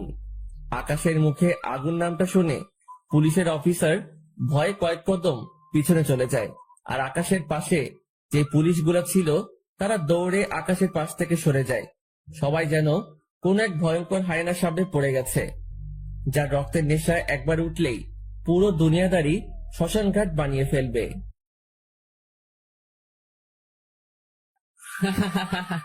হাসালি রে ভাই, এই ঘুষখোরের বাচ্চা, কান খুলে শুনে রাখ। এখানে তো কিছু সংখ্যক পুলিশ মাত্র তোরা। সারা শহরের সব কয়টা পুলিশ মিলেও যদি একত্রে হয়ে আসিস, তাও তোরা এই আকাশের বালু ফালাইতে পারবি না। কারণ তোদের সামনে যে দাঁড়িয়ে আছে সে সাদাসিধা একটা ছেলে আকাশ, কিন্তু তার ভিতরে ভয়ঙ্কর যে হায়নাটা লুকিয়ে আছে তার নাম হচ্ছে আগুন। আকাশের মুখে আগুন নামটা শুনে পুলিশের অফিসার ভয় কয়েক কদম পিছনে চলে যায়। আর আকাশের পাশে যে পুলিশগুলো ছিল তারা দৌড়ে আকাশের পাশ থেকে সরে যায়। সবাই যেন কোন এক ভয়ঙ্কর হায়নার সামনে পড়ে গেছে, যার রক্তের নেশা একবার উঠলেই পুরো দুনিয়াদারি শ্মশানঘাট বানিয়ে ফেলবে। পুলিশের অফিসার কাঁপতে কাঁপতে আকাশকে জিজ্ঞেস করে, আপনি যে আগুন, তার প্রমাণ কি? আপনি তো আমাদের ভয় দেখাতে পারেন। শোন, আমি আগুনের নাম ব্যবহার করে তোদেরকে ভয় দেখাবে এমন কোন বাপের বেটা এখনো পয়দা হয় নাই। আর নকল নাম ব্যবহার করা তো দূরের কথা। আর তোদের যদি বিশ্বাস না হয় তোদের একটা ডেমো দেখাচ্ছি। পকেট থেকে ফোনটা বের করে প্রাইম মিনিস্টারকে ফোন কর আর তাকে জিজ্ঞেস কর যে 2017 সালের 2 ফেব্রুয়ারিতে কি হয়েছিল, আর তার চোখের সামনে গুনে গুনে কয়টা লাশ মাটিতে ফেলেছিলাম আমি। এই ঘটনার সাক্ষী একমাত্র প্রাইম মিনিস্টার। পুলিশের অফিসার কাঁপতে কাঁপতে পকেট থেকে ফোনটা বের করে প্রাইম মিনিস্টারকে ফোন লাগায়। স্যার, একজন নিজেকে আগুন দাবি করছে। আমি তাকে জাস্টিফাই করার জন্য প্রমাণ চেয়েছি। সে প্রমাণস্বরূপ আপনাকে 2 ফেব্রুয়ারির কথা জিজ্ঞাসা করতে বলেছে। প্রাইম মিনিস্টার পুলিশ অফিসারের ফোন পেয়ে থতমত খেয়ে যায়। এই অফিসার, তোরা কার সামনে পড়েছিস তা তোরা নিজেও জানিস না। খোদার কসম, আগুন কোনো মানুষ না, সে মানুষরূপী এক ভয়ঙ্কর নরপিশাচ। তোদের জীবনে মায়া থাকলে সেখান থেকে তাড়াতাড়ি পালিয়ে আয়, না হয় পরবর্তী দিনের সকাল দেখার জন্য তোরা একটাও বেঁচে থাকবি না। পুলিশ অফিসার প্রাইম মিনিস্টারের কথা শুনে সোজা দৌড়ে গাড়িতে উঠে পড়ে। তার শরীরের কম্পন যেন আরো দ্বিগুণ হয়ে গিয়েছে। আর তার এখন একটাই মাকসাদ, সে তার নিজের জীবন বাঁচাবে আগে। মাফিয়া গার্ল জাগ গোল্লায় পুলিশ অফিসার নিজে গাড়ি ড্রাইভ করে সেখান থেকে পালিয়ে চলে যায়। পুলিশ অফিসারের দেখা দেখি বাকি সবাইও তাড়াতাড়ি সেখান থেকে অবস্থান ত্যাগ করে। আর কলেজে সবাই চোখ বড় বড় করে আকাশের দিকে তাকিয়ে আছে। তাদের যেন বিশ্বাসই হচ্ছে না যে তারা আগুনকে নিজের স্বচক্ষে দেখছে। রামিসাও পুরোপুরি অবাক। এই, তোমরা সবাই দাঁড়িয়ে দাঁড়িয়ে কি দেখছো? হ্যাঁ, যাও যে যার ক্লাসে যাও। আকাশের কথা শুনে সবাই দৌড়ে যে যার ক্লাসে চলে যায়। নিজেকে যেন নিজের কাছেই কোনো এক ভয়ঙ্কর দানব মনে হচ্ছে। আজ বহু বছর পর আগুন নামটা নিজের সাথে যুক্ত করলাম আবার। এদিকে রামিসা আমার পাশে দাঁড়িয়ে থরথর করে কাঁদছে আর কান্না করছে। রামিসাকে এক টান দিয়ে নিজের বুকের মধ্যে নিয়ে নিলাম। এই পাগলি বউ আমার, কান্না করে না। আমি আকাশ থাকতে তোমার গায়ে কে হাত দিবে? হ্যাঁ, বলেছিলাম না তোমার বিপদে আমি আকাশ একা দাঁড়ালেই যথেষ্ট, তোমার নিজেরও টেনশন করতে হবে না তা নিয়ে। আকাশের কথা শুনে রামিসা আরো শক্ত করে আকাশকে জড়িয়ে ধরে আর পাগলের মতন চুমু খেতে থাকে আকাশের বুকের মধ্যে। আকাশের বুকে চুমু খাচ্ছে আর পাগলের মতন কান্না করছে রামিসা। সে যেন নিজেকে আর কোনোভাবেই কন্ট্রোল করতে পারছে না। চোখের পানি নাকের পানি দিয়ে আকাশের বুক পুরো ভিজিয়ে ফেলেছে। আকাশ প্লিজ, তুমি আমায় কখনো ছেড়ে যেও না। আমি তোমাকে কখনো হারাতে চাই না। এমনিতেও আমি আমার কলিজার ভাইটাকে হারিয়েছি। না বাবুন, কোথাও যাব না তোমায় ছেড়ে। আমি সব সময় তোমার সাথে আছি। হয়েছে, এবার কান্না অফ করো। আকাশের কথা শুনে রামিসা কান্না অফ করে দেয়, কিন্তু ফোপানি কোনোভাবেই বন্ধ হয় না তার। পাগলি বউ আমার বলে রামিসাকে কোলে উঠিয়ে নিলাম। তারপর ক্লাসরুমে চলে গেলাম। ক্লাসরুমের সবাই আমাদের দিকে করুণ দৃষ্টিতে তাকিয়ে আছে। মনে হচ্ছে যেন আমার কাছে তারা নিজের প্রাণ ভিক্ষা চাইছে। আরে ভাই, আজব তো। আমি মনে হয় মানুষ পেলে খুন করি, তারা এমন ভয় পাচ্ছে কেন আমাকে? পাশ থেকে একজন বলে ওঠে, ভাই প্লিজ আমাদের কোনো ক্ষতি করিয়েন না, আমরা আপনার কাছে হাত জোড় করছি। আরে তোমরা কি শুরু করছো? হ্যাঁ, আমিও তোমাদের মতন মানুষ, আমি কোনো নরপশু না। তবে হ্যাঁ, বদ লেভেলের মানুষদের জন্য তাদের বাপ আমি, কিন্তু ভালোর কোনো ক্ষতি আমি আজ পর্যন্ত করিনি আর করবও না। সো ভয়ের কিছু নেই। ধন্যবাদ আগুন ভাই। আচ্ছা তোমরা প্লিজ একটু ক্লাসরুম থেকে বেরিয়ে যাও, আমার রামিসার সাথে কিছু কথা আছে। সবাই আমার কথা মতন ক্লাসরুম থেকে বেরিয়ে যায়। আমি রামিসাকে কোল থেকে নামিয়ে দেই। এই পাগলি, এখনো ভয় আছো তুমি? হ্যাঁ, অনেক ভয়ে আছি, কারণ তুমি তো জেনেই গেছো যে আমি মাফিয়া গার্ল। তো তুমি যদি আমার উপরে কোনো রাগ ছাড়ো। আমার মাথা খারাপ? হ্যাঁ, যে আমি আমার বাবুনির উপরে রাগ ছাড়বো? তবে হ্যাঁ, সত্যি বলতে তোমার উপরে অনেক রাগ জমেছিল আমার, কিন্তু সেসব আর নেই, কারণ তোমার এই পথে আসার রিজন আমি জেনে গেছি।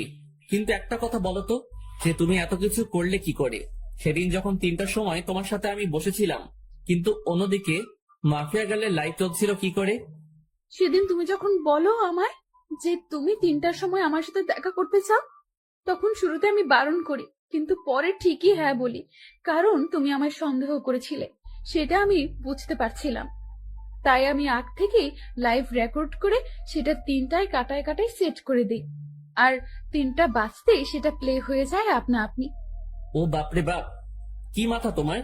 আচ্ছা তা না হয় বুঝলাম, কিন্তু তুমি আমার আইডি কেন হ্যাক করতে উঠে পড়ে লেগেছিলে? আর কি করেই বা জানলে যে আমি মাফিয়া গার্লের তালাশ করেছি? তুমি আর শামীম একদিন নদীর পাড়ে বসে বসে আমাকে নিয়ে কথা বলছিলে, আর সাইডে আমি ল্যাপটপ নিয়ে বসেছিলাম। তখন তোমাদের কথা আমার কাছে আসে, তাই তোমার আইডি হ্যাক করে তোমার শিক্ষা দিতে চেয়েছিলাম, কিন্তু পরে দেখি তুমি আমার থেকেও বড় ধরনের খেলোয়াড়, তাই তোমার উপরে রাগ উঠে যায়। তাই এরপর থেকে অনেকবার তোমার আইডি হ্যাক করতে চেষ্টা করেছি আমি, কিন্তু পারিনি।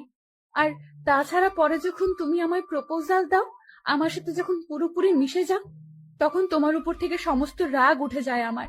কিন্তু এর পরেও তোমার আইডি হ্যাক করতে চেষ্টা করি। সেটার আসল রিজন হচ্ছে তোমাকে যাচাই করা। আমি দেখতে চেয়েছিলাম তোমার অন্য কোনো মেয়ের সাথে রিলেশন আছে কিনা। রামিসা, তুমি আসলেই মাফিয়া গার্ল নামটা এমনি এমনি রাখোনি। তোমার কাজ বারে বারের সাথে সত্যি নামটার পুরোপুরি মিল রয়েছে। তুমিও তো কম না, কত বড় মাপের মাফিয়া তুমি। তোমার নাম জানে না এমন কেউ নেই। আমার কথা বাদ দাও, আগে তোমারটা বলো, কারণ মাথায় তোমাকে নিয়ে অনেক কয়টা জটলা পেকে আছে। আচ্ছা, তুমি তোমার পুরো আইডেন্টিটি পরিবর্তন কেন করলে? তোমার নাম, চেহারা সবকিছুই কেন হাইড করলে? আর তুমি তো আমার সাথে আগে চলাফেরা করেছো। তুমি তো চাইলে শুরুতে এসে আমার সাথে মিশতে পারতে।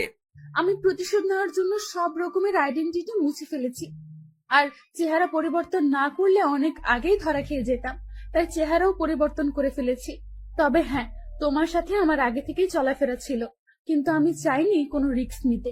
কারণ কারণ এসব করাকালীন যার সাথেই আমার চলাফেরা থাকবে সেই আমায় সন্দেহ করবে, তাই নিজেকে গুটিয়ে রেখেছিলাম।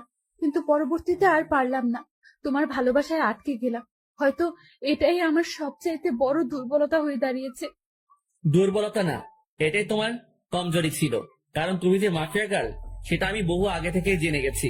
কারণ তুমি নিজেই ভেবে দেখো, 1000বার চেষ্টা করে আইডি হ্যাক করতে পারলে না, কিন্তু পরে মিনিটের মধ্যে আইডি হ্যাক করে নিলে। সেটা কি করে সম্ভব? কারণ আমি নিজেই চেয়েছি তুমি আমার আইডি হ্যাক করো, আর আমি তোমার লোকেশন ট্র্যাক করি। যদিও তোমার লোকেশন আলাদা আলাদা কান্ট্রিতে দেখাচ্ছিল, কিন্তু একটা সময় ঠিকই বাংলাদেশের এক্স্যাক্টলি লোকেশন দেখিয়েছে। পরে তোমায় ধরে ফেললাম। তুমি অনেক ভয়ঙ্কর আকাশ। ভয়ঙ্কর না হলে কি কতটা দূর আসতে পারতাম না? কখনোই। ভয়ঙ্কর দেখেই এতটা দূর আসতে পারছি। তবে যাক, আমি অনেক খুশি যে আমি আগুনকে ভালোবেসেছি, যে মানুষকে আমি খুঁজছিলাম মনে প্রাণে আমার সাহায্য করার জন্য। কারণ আমি সবকিছু একা সামলাতে পারছিলাম না, তাই তোমার সাহায্যের দরকার ছিল আমার, কিন্তু কোথাও খুঁজে পাইনি। এখন পরিশেষে এসে দেখি সেই মানুষটাই আমার ভালোবাসার মানুষ। রামিসা, যা হয়েছে হয়েছে। আজকের পর আর কখনো ওসব করবে না, কারণ আমি থাকতে তোমার অমন বাজে কাজ করতে হবে না। আমি সব দেখে নিব। আচ্ছা, চলো এবার, আজকে আর ক্লাস করতে হবে না তোমার। আমি তোমার বাসায় পৌঁছে দিয়ে আসছি, আর তোমার বাসায় 2-1 ছেলে পাহারায় ঠিক করে দিয়ে আসছি। তারা তোমার সব সময় দেখভাল করবে। ছেলে ঠিক করবে কেন? কারণ তোমার উপরে এখন অনেকের আক্রোশ জন্মে গেছে। বর্তমানে কঠিন সমালোচনায় রয়েছে তুমি। আমি আগুনের নাম এখন অনেকটাই বিলুপ্ত। আমাকে মানুষ চিনে গেছে, সেটা নিয়ে সমস্যা নাই, কিন্তু তোমাকে চিনে গেছে সেটা নিয়ে সমস্যা। কলেজে কেউ না কেউ তো ভাইরাল করে দেবে তোমার কথা। কারণ পুলিশ যখন তোমায় গ্রেফতার করতে এসেছিল, তখন তারা কলেজে পাবলিশ করে দিয়েছে যে এই কলেজেই মাফিয়া গার্ল রয়েছে, সে এই কলেজে পড়াশোনা করে। পরবর্তীতে পুলিশ তোমায় গ্রেফতার করার জন্য তালাশ করে। সকলেই তখন বুঝে যায় যে তুমি মাফিয়া গার্ল, সো তাই তোমার সমস্যা হতে পারে। তাই সিকিউরিটি দিচ্ছি তোমার বাড়ির আশেপাশে। আচ্ছা, রামিসাকে বাড়িতে পৌঁছে দিয়ে এসে নিজেও বাসায় চলে আসলাম। আজ অনেক ধকল গেছে, তাই হাত মুখ ধুয়ে শুয়ে পড়লাম। খাবারের কোনো চিন্তা নেই, কারণ এই অবেলায় কিসের খাবার খাবো, তাই শুয়ে ঘুমিয়ে পড়ি। দুপুরে উঠে না হয় খেয়ে নিব। অন্যদিকে পুরো দেশে কিছু সময়ের মধ্যেই মাফিয়া গার্ল ভাইরাল হয়ে যায়। রাফিদের ছেলে পেলে তো মাফিয়া গার্লের উপরে চরম লেভেলের ক্ষোভ নিয়ে বসে আছে, বাট তারা মাফিয়া গার্লকে শেষ করে দিবে। তাছাড়া বিভিন্ন গ্যাংস্টাররাও মাফিয়া গার্লের পিছনে নামে, যে মাফিয়া গার্লকে তারা মেরে ফেলবে। কিন্তু তাদের একজনেরও কোনো আইডিয়া নেই যে মাফিয়া গার্লের সাপোর্টে কোনো রাওয়ান তার পিছনে দাঁড়িয়ে আছে। মাফিয়া গার্লকে মারা তো দূরের কথা, সেই কথা চিন্তা করলেও সাদা কাপড়ের কাপড়ে মুড়িয়ে যাবে সব কয়টা। এসবের কোনো ধারণাই নেই তাদের। সব কয়টা চামচিকা একসাথে বাঘের কাছে বন্দী হওয়ার প্ল্যান করছে। এদিকে হায়নাটা ঘুমাচ্ছে, ঘুম ভাঙলেই সব কয়টার মৃত্যু নিশ্চিত। ঘুম ভাঙলো দুপুর 3টায়। ঘুম থেকে উঠে দেখি হোটেল থেকে খাবার দিয়ে গেছে। উঠে হাত মুখ ধুয়ে খাবার খেয়ে নিলাম। খাবার শেষ করতে না করতেই ফোনটা বেজে উঠলো। ফোনটা রিসিভ করতেই ওপর পাশ থেকে কেউ একজন বলে উঠলো, আগুন ভাই, আমি এই ডিশনার এসপি এনামুল বলতেছি। হ্যাঁ বলেন। ভাই, মাফিয়া গার্লকে নিয়ে পুরো তোলপাড় উঠে গেছে সারা দেশে। প্রশাসনের সমস্ত কর্মকর্তারা মাফিয়া গার্লের উপরে ক্ষিপ্ত হয়ে গেছে। তাছাড়া উপর থেকে আদেশ এসেছে মাফিয়া গার্লকে অ্যারেস্ট করার জন্য, কিন্তু ডিপার্টমেন্ট আপনার ভয়ে কোনো কথা বলছে না, আর কেউ সাহস করতে পারছে না মাফিয়া গার্লকে অ্যারেস্ট করার। কারণ পুরো ডিপার্টমেন্টের কানে এই খবর পৌঁছে গেছে যে মাফিয়া গার্লের পিছনে আগুন দাঁড়িয়ে আছে। ভাই প্লিজ, মাফিয়া গার্লকে প্রশাসনের হাতে সঁপে দিন। স্যার, আমি একবার বলে দিয়েছি যে আমার রামিসার দিকে যে নজর দেবে তার চোখ আমি উপড়ে ফেলবো। সো রামিসাকে, মাফিয়া গার্লকে আমি সঁপে দিব না, কারণ সে আমার ভবিষ্যৎ স্ত্রী। প্লিজ স্যার, বুঝার ট্রাই করুন। মাফিয়া গার্লকে অ্যারেস্ট না করলে অনেক ঝুঁকির মুখে পড়তে হবে আমাদেরকে। সেটা আপনারা বুঝেন আপনাদেরটা, কিন্তু মাফিয়া গার্ল কখনো থানায় যাবে না। রাখলাম ফোন। তারপরে এইডি শোনালো, এসপির মুখের উপরে ফোন রেখে দিলাম। মেজাজ পুরো খারাপ হয়ে গেছে। তার কত বড় বুকের পাঠা যে সে আমায় বলে রামিসাকে আমি তাদের হাতে সঁপে দিতাম, আমার কলিজাকে আমি 4 দেওয়ালের মাঝে বন্দি করে দিতাম। কত বড় সাহস তার! এখন যদি সে সামনে থাকতো, নির্ঘাত সে মারা পড়তো আমার হাতে। না, দেখি একটু রামিসার সাথে কথা বলি। রামিসাকে ফোন লাগালাম। হ্যাঁ কলিজা, বলো। কলিজা, খাওয়া দাওয়া করছো? হ্যাঁ, তুমি? হ্যাঁ, মাত্র খেয়ে উঠলাম। আচ্ছা, তোমার সেখানে কোনো সমস্যা হচ্ছে না তো? না, কোনো সমস্যা তো হচ্ছে না, কিন্তু বিশাল ভয় করছে আমার। আমার থেকে থেকে খালি এটাই মনে হচ্ছে যে আমি তোমায় হারিয়ে ফেলবো। আরে পাগলি মেয়ে, ভয় পাই না। আমি আকাশ যতদিন বেঁচে আছি ততদিন আমার থেকে তোমাকে কেউ আলাদা করতে পারবে না। I love you Akash. Love you too বাবুন। আচ্ছা বাবু, কাল কলেজে আসলে কথা বলবো। আচ্ছা। তারপর ফোনটা রেখে দিয়ে আবারও শুয়ে পড়লাম। অন্যদিকে রাফিদের ছেলেপেলেরা আরো অনেক টিমের ছেলেপেলেরা একজোট হয়েছে মাফিয়া গার্লকে মারার জন্য। আগামীকাল তারা কলেজ থেকে গিয়ে মাফিয়া গার্লকে তুলে আনবে। সেই খবর কি করে যেন আকাশের কানে পৌঁছে যায়। ওকে, ঠিক আছে, কাল তোদের খেলা আমিও দেখব। বাপ দাদা না চিনে আমলামি করার ফল কালকে তোরা সব কয়জন পাবি। আমার রামিসার দিকে কুনজর দেওয়া আমি বের করে ফেলবো। যত ভালো থাকতে চাই ততই তোরা আমাকে আরো হিংস্র বানিয়ে দিস। কাল তোরা সত্যি আকাশ মাহমুদ ওরফে আগুন তার আসল রূপ দেখতে পাবি। কাল তোদের সব কয়টাকে এমন মাইন্ড মারবো, কবরস্থান পর্যন্ত তোদের লাশ গোছে নিবে না। তোদের ভয়াবহ লাশ দেখে কবরের মাটি পর্যন্ত কান্না শুরু করবে। খালি আগামীকালটা হোক। এইভাবে রাত কেটে গেল। নিলয়কে আমি ফোন করে যা বলার বলে দিয়েছি। সকালবেলায় ঘুম থেকে উঠে রামিসার বাসায় চলে গেলাম। সেই বাড়িতে একাই থাকে, তার মা হয়তো অন্য কোথাও থাকে। সেসব নিয়ে কখনো জিজ্ঞেস করিনি আমি। তারপর রামিসাকে নিয়ে সোজা কলেজে চলে আসলাম। কলেজে এসে ক্লাস করছিলাম, তখনই বাহির থেকে ভাঙচুরের শব্দ কানে আসলো। বাহিরে অনেক ছেলেপেলে মিলে ভাঙচুর শুরু করেছে আর চেঁচিয়ে চেঁচিয়ে বলছে, মাফিয়া গার্ড, তুই নিজেকে তাড়াতাড়ি আমাদের হাতে সঁপে দে, না হয় আজ এই কলেজে মাঠ মর্গে পরিণত হবে। একটার পর একটা লাশ খালি ফেলবো আজ। আকাশ, এখন কি করব আমি? আজ তো আমার আর রক্ষা নাই। অনেক ছেলেপেলে মিলে আমায় মারতে এসেছে। কলিজা, আমি কি তোমায় হারিয়ে ফেলবো? রামিসা, কিচ্ছু হবে না। তুমি ক্লাস থেকে হয়ে তাদের সামনে যাও, আমি পিছনে পিছনে আসছি। তোমার ভয়ের কোনো কারণ নেই, আমি তোমার সাথে আছি, মাথায় রেখো। আচ্ছা। রামিসা ক্লাসরুম থেকে বের হয়ে ছেলেপেলের সামনে যায়। এদিকে পুরো কলেজের সমস্ত ছেলেপেলে ভয়ে চুপসে আছে। রামিসা ক্লাসরুম থেকে বের হতেই ছেলেপেলে রামিসার দিকে তেড়ে ফুড়ে আসে তাকে মারার জন্য। ঠিক তখনই আকাশ গিয়ে রামিসার সামনে দাঁড়ায়। এই তুই কে রে? সর তুই মাফিয়া গার্লের সামনে থেকে। এই মাফিয়া গার্ল রাফিদ ভাইকে মেরেছে, এই মেয়ের নিস্তার নাই। এই মেয়েকে আজ আমরা জমের বাড়ি পৌঁছে দিব। কি তোদের জীবনের মায়া নাই মনে হয়? তোরা কি সত্যি জেনে শুনে মাফিয়া গার্লকে মারতে এসেছিস? এই সামরা বক বক না করে মাফিয়া গার্লের সামনে থেকে সর, না হয় তোর খেলও খতম করে দিব। হাসাইলি ভাই, তোরা তাহলে সত্যি না জেনে এসেছিস যে মাফিয়া গার্লের সাথে কে দাঁড়িয়ে আছে? ভাই শোন, নিজের জীবনকে ভালোবাসলে দৌড়ে পালা এখান থেকে তাড়াতাড়ি, না হয় খোদার কসম দুনিয়ার মুখ আর দেখবি না তোরা। এই কে রে তুই? হ্যাঁ, এত বড় লেকচার কাদের সামনে দিচ্ছিস তুই? হ্যাঁ, একবার তাকে দেখতো কত ছেলে পেলে আমরা। এই বেটা শোন, আগুন কোন ছেলেপেলেদের গুনে না। সে একা কয়েকটাকে একা গিলে খেতে পারে। ছেলেটা আকাশের মুখে আগুনের নাম শুনে থতমত খেয়ে যায়। সে ভয়ে পিছু কয়েক কদম পিছনে সরে যায়। দেখ, তোর নাম বহু শুনেছি, কিন্তু সেই সময় পুরনো হয়ে গেছে। তোকে আর কেউ ভয় পায় না এখন। লোকে পেতে পারে কিন্তু আমরা পাই না। দেখ, কত ছেলে পেলে আমাদের, সব কয়টা মিলে তোর ওপরে ঝাঁপিয়ে পড়লে তুই আমাদের কিছুই করতে পারবি না। হ্যাঁ, ঠিক বলেছিস যে আমি তোদের সব কয়টার সাথে একা পারবো না, কিন্তু আমি তো একা না। একবার আশেপাশে চোখ পাকিয়ে দেখতো ভালো করে। ছেলেটা তার চারপাশে দেখে ভয় কাঁপতে কাঁপতে মাটির মধ্যে বসে পড়ে, কারণ তারা মাত্র কয়েক শতাধিক ছেলে পেলে। সে পাশে তাকিয়ে দেখে পুরো একটা দানবের দল কালো কোট টাই পরে মেশিন হাতে নিয়ে দাঁড়িয়ে আছে। একটা ইশারা পেলেই সব কয়টার খুলি উড়িয়ে দিবে দানবগুলো। ভাই, আমাদের মাফ করে দেন, আমাদের ভুল হয়ে গেছে, আর কোনোদিন এমন ভুল আর করবো না। কিরে, হাওয়া ছুটে গেল এত তাড়াতাড়ি? ভাই সত্যিই আমাদের ভুল হয়ে গেছে, আমরা এমন ভুল দ্বিতীয়বার আর কোনোদিন করবো না। তোদের কোনো মাফ নেই। তোরা আমার কলিজাকে মারতে এসেছিস, তোদের তো মরতে হবে। আগুন ভাই, আপনার কাজ হতে জোর করে ভিক্ষা চাইছি, আর কোনোদিন এমন ভুল করব না। একটা বারের মতন সুযোগ দেন আমাদের। আর কোনোদিন এমন ভুল করা তো দূরের কথা, মাফিয়া গালের দিকে চোখ তুলেও তাকাবো না। ঠিক আছে তো? হ্যাঁ ভাই। এবারের মতন মাফ করে দিলাম।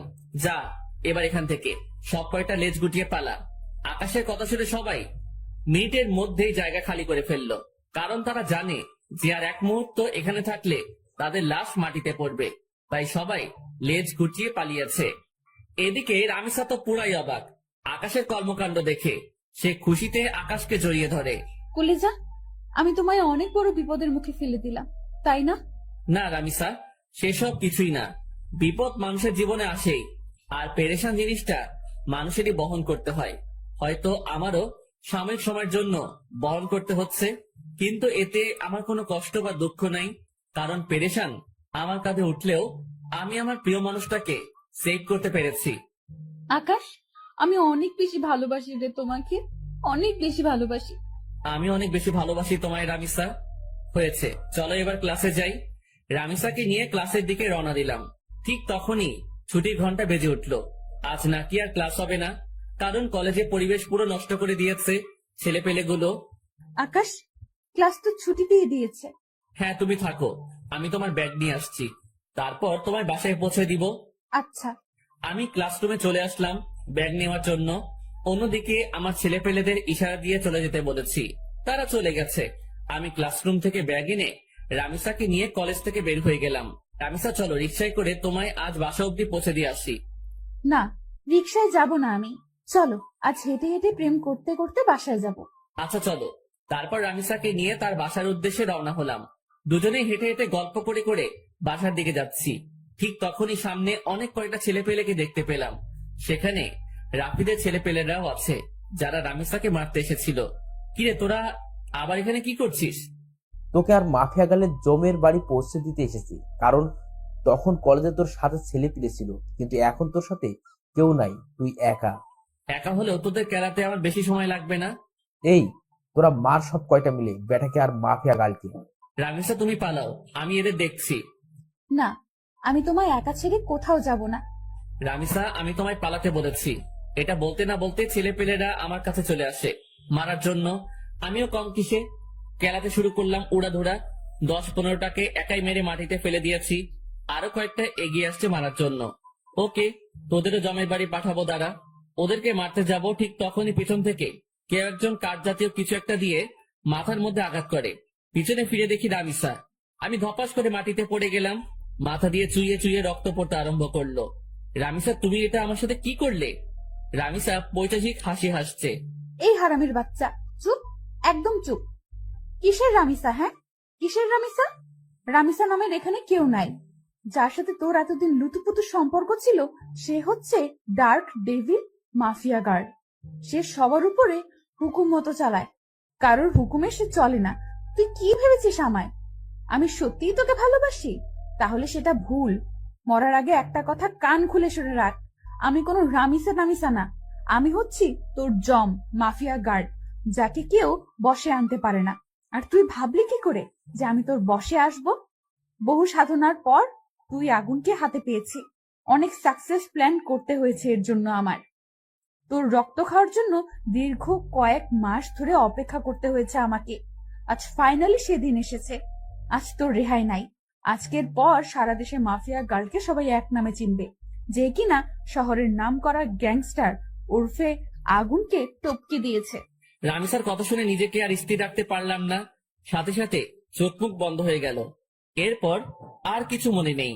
অন্যদিকে নিলয় ছেলেপেলে নিয়ে আকাশের পিছু পিছু আসছিল। তার কেন জানি মনে হচ্ছিল যে রাফিদের ছেলেপেলে কিছু একটা করতে পারে। অবশেষে তার সন্দেহটা সত্যি হলো। নিলয় দেখতে পেল যে আকাশকে রাফিদের ছেলেপেলে মিলে মেরে রাস্তায় ফেলে মারছে। এটা দেখতে পেয়ে নিলয় আর তার সাথে সমস্ত ছেলেপেলেরা সেদিকে দৌড়ে যায়। নিলয় আর তার ছেলেপেলেদেরকে দেখে রাফিদের ছেলেপেলে আর মাফিয়া গার্ল তাড়াতাড়ি সেখান থেকে পালিয়ে যায়, কারণ তারা ভালো করেই জানে যে আগুনের ছেলেপেলের সাথে তারা কখনোই পেরে উঠবে না। তাই তারা সেখান থেকে পালিয়ে যায়। এদিকে নিলয় আকাশের এই অবস্থা দেখে তাড়াতাড়ি হসপিটালে নিয়ে আসে। হসপিটালে আনার পর আকাশকে ইমার্জেন্সিতে নিয়ে যাওয়া হয়।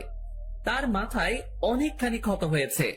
ডক্টররা ছোটখাটো একটা অপারেশন করে তাকে হসপিটালের বেডে দিয়ে দেয়, কিন্তু এখনো তার জ্ঞান ফিরেনি। দেখতে দেখতে 3 দিন পার হয়ে যায়। অবশেষে আকাশের জ্ঞান ফিরে আসে। চোখ মেলে তাকিয়ে দেখি 4 দেওয়ালের মাঝে শুয়ে আছি।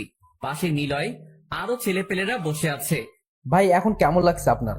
হ্যাঁ ভালো, কিন্তু আমি কোথায় আছি এখন? আর তোরা এত ছেলে পেলে এখানে কি? ভাই রাফিদের ছেলে পেলে আপনাকে মেরে মাথায় জখম করে দিয়েছে, তাই হসপিটালে নিয়ে এসেছে আপনাকে। নিলয়ের কথা শুনে পরক্ষণে সমস্ত ঘটনা মনে পড়ল। সেসব মনে পড়তেই যেন ভিতরে দাউ দাউ করে আগুন জ্বলে উঠল। মাফিয়া গার্ল আমায় কি বলেছিল যে সে আমার সাথে ছলনা করেছে, সে আমার সাথে প্ল্যান মোতাবেক খেলা খেলেছে। মাফিয়া গার্ল, তোকে তো আমি ছাড়বো না। ভাই রামিসা ভাবির তো কোনো খোঁজ পেলাম না, উনি কোথায়? নিলয়, সে কোনো নামিসা না, সে আসলে মাফিয়া গার্ল, যে কিনা আমার সাথে প্ল্যান করে ফেক রিলেশনে জড়িয়েছে। যার আসল মার্ক সাদ এই ছিল, আমাকে শেষ করা। সে আমায় শেষ করে নিজের নাম সারা দেশে ছড়িয়ে দিতে চাইছে। তাই সে আমার সাথে শুরু থেকে এমন খেল খেলেছে। কি ভাই আপনি এসব কি বলছেন? আমার তো বিশ্বাসই হচ্ছে না। নিলয়, এটাই সত্যি। তুই জানিস রাফিদের ছেলেপেলের গায়ে এতটা শক্তি ছিল না যে তারা আমায় মারবে। তারা যখন আমার পথ আটকায় তখন রামিসাকে সেভ করে আমি তাদের সাথে লড়াই করতে শুরু করি, কিন্তু পরিশেষে আপন মানুষই পেটে ছুরি ঢুকিয়ে দিল। না, হয়তোবা আগুনের গায়ে হাত দিবে এমন বুকের পাটা কারোর হয় নাই। সে ভালো করে জানতো যে আগুনের গায়ে হাত দেওয়া এতটা সহজ না। তাই সে আপন হওয়ার ভান করে সম্পর্ক করেছে, আর পরিশেষে সেই কলিজায় আঘাত করেছে। ভাই সত্যি বললাম, আমরা বিশ্বাস করতেই কষ্ট হচ্ছে সব কথা, কারণ সামনে এত মায়া এত ভালোবাসা দেখিয়ে ভিতরে হারামিপনা পুষলো কি করে? নিলয়, মানুষ পারে না এমন কোনো কিছু নাই। কিন্তু ভাই তাহলে আমি যে তথ্য দিলাম মাফিয়া গার্ল আপনার পূর্বের পরিচিত, আর তার ভাইয়ের কারণে সে এইসব পথে নেমেছে, সেসব কি ভুল? জানি না সেসব ভুল কি সঠিক, তবে এটা বলবো যে ঈশিতা কোনোদিন আমার সাথে এমন ধারা খেলা খেলতে পারতো না, কারণ সে আমার খুব ক্লোজ ছিল। এর ভিতরে হয়তো অন্য কোনো রহস্য লুকিয়ে আছে। তুই ভালো করে খবর নে এটার। আচ্ছা ভাই, আমি এবার পাক্কা খবর এনে আপনার হাতে দিব। ওকে, ঠিক আছে। তা না হয় দিস, কিন্তু এখন আমাকে হসপিটাল থেকে ডিসচার্জ করার ব্যবস্থা কর। ভাই প্লিজ, আপনি 2-1 দিন হসপিটালে থাকেন, আপনার অবস্থা বেশি একটা ভালো না। ডক্টরও বলেছে আপনাকে যেন আমরা 2-1 দিন হসপিটালে রাখি। আচ্ছা ঠিক আছে, আমি হসপিটালে আছি, আর তুই গিয়ে মাফিয়া গার্লের খোঁজ লাগা। ওকে ভাই। নিলয় হসপিটাল থেকে চলে গেল। আমি হসপিটালেই রয়ে গেলাম, কারণ সত্যি মাথায় কতটা কড়াভাবে লেগেছে। নিলয় যাওয়ার আগে হসপিটালে ছেলে পেলে রেখে গেছে, যাতে করে আমার কোনো ধরনের সমস্যা না হয়।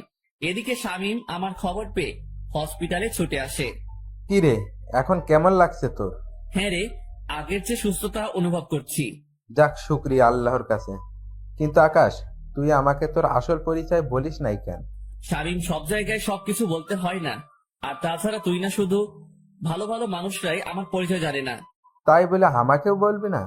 সরি রে, আসলে নিজেকে হায়না পরিচয় দিতে ভালো লাগে না, তাই বলিনি তোকে। হয়েছে, থাক। কিন্তু রামিসা তোর সাথে এমনটা কেন করলো? আর রামিসাই নাকি মাফিয়া গার্ল?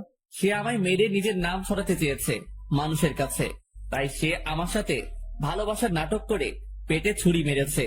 আর সেই মাফিয়া গার্ল কিন্তু সে রামিসা না, সে আমার সাথে ফেক আইডেন্টিটি নিয়ে চলাফেরা করেছে। বাপ রে বাপ, কি খতরনাক মেয়ে রে বাবা। কিন্তু আমি একটা কথা বড়াই করে বলতে পারি, আগুনের সাথে পাঙ্গা নিয়ে সে নিজের কাল ডেকে নিয়েছে। সে হয়তো ভুলে গেছে আগুন কে, আর সে কত বড় মাফিয়া ছিল। সে শুধু কাল না, তার জীবনের সবচাইতে বড় ভুলটা করে ফেলেছে। তাকে যদি একবার হাতের সামনে পাই, তাহলে সেদিনই তার শেষ দিন হবে। সে আমার ভালোবাসা দেখেছে, কিন্তু হিংস্রতা এখনো দেখেনি। সেটাও এবার দেখতে পাবে সে। আচ্ছা শোন, আমি এখন বাসায় যাচ্ছি, রাতের বেলায় এখানে এসে থাকবো আমি। না, তোর আর কষ্ট করে আসতে হবে না, আমার ছেলেপেলেরা আছে। আকাশ, তুই কি আমার বন্ধুত্বের দায়িত্ব থেকে হাঁটাতে চাইছিস? আরে না রে পাগল, সেটা না। এত ছেলেপেলে থাকতে তুই রাতে কষ্ট করে হসপিটালে থাকবি কেন? আমি থাকবো তো থাকবোই। শো, রাতে আমি আসছি হসপিটালে। আচ্ছা ঠিক আছে। তারপর শামীম চলে গেল। এদিকে আমি শুয়ে বসে সময় কাটাচ্ছি। তৎক্ষণাৎ মনে পড়লো মাকে বলেছিলাম যে গত সপ্তাহে বাড়ি যাব আমি।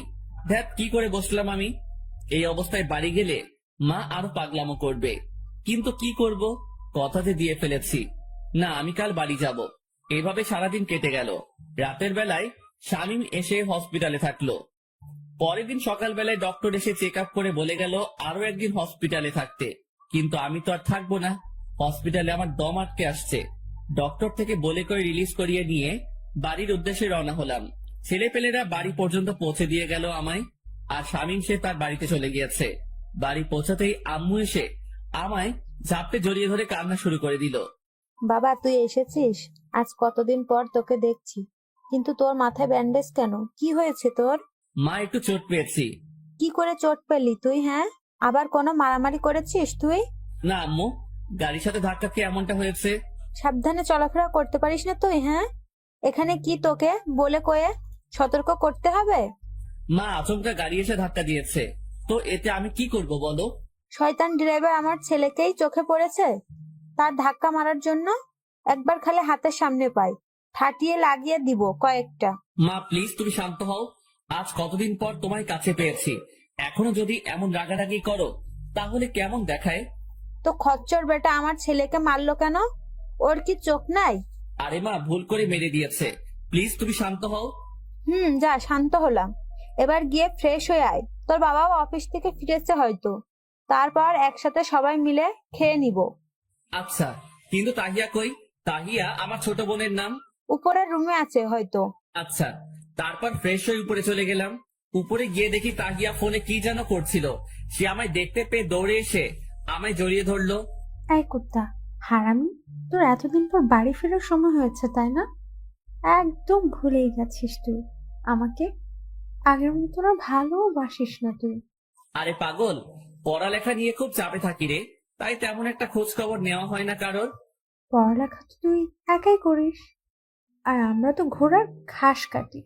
আরে, স্কুলের পড়া আর কলেজের পড়ার কত ডিস্টেন্স তুই জানিস? হ্যাঁ, কত মেহনত করতে হয় আমাদের পড়ালেখা নিয়ে। হয়েছে, থাক আর লেকচার দিস না। সো কতদিন থাকবা তাই বলো? আছি কিছুদিন। হ্যাঁ, তাহলে বেশ মজা হবে। কিন্তু ভাইয়া, তোর মাথায় কি হয়েছে রে?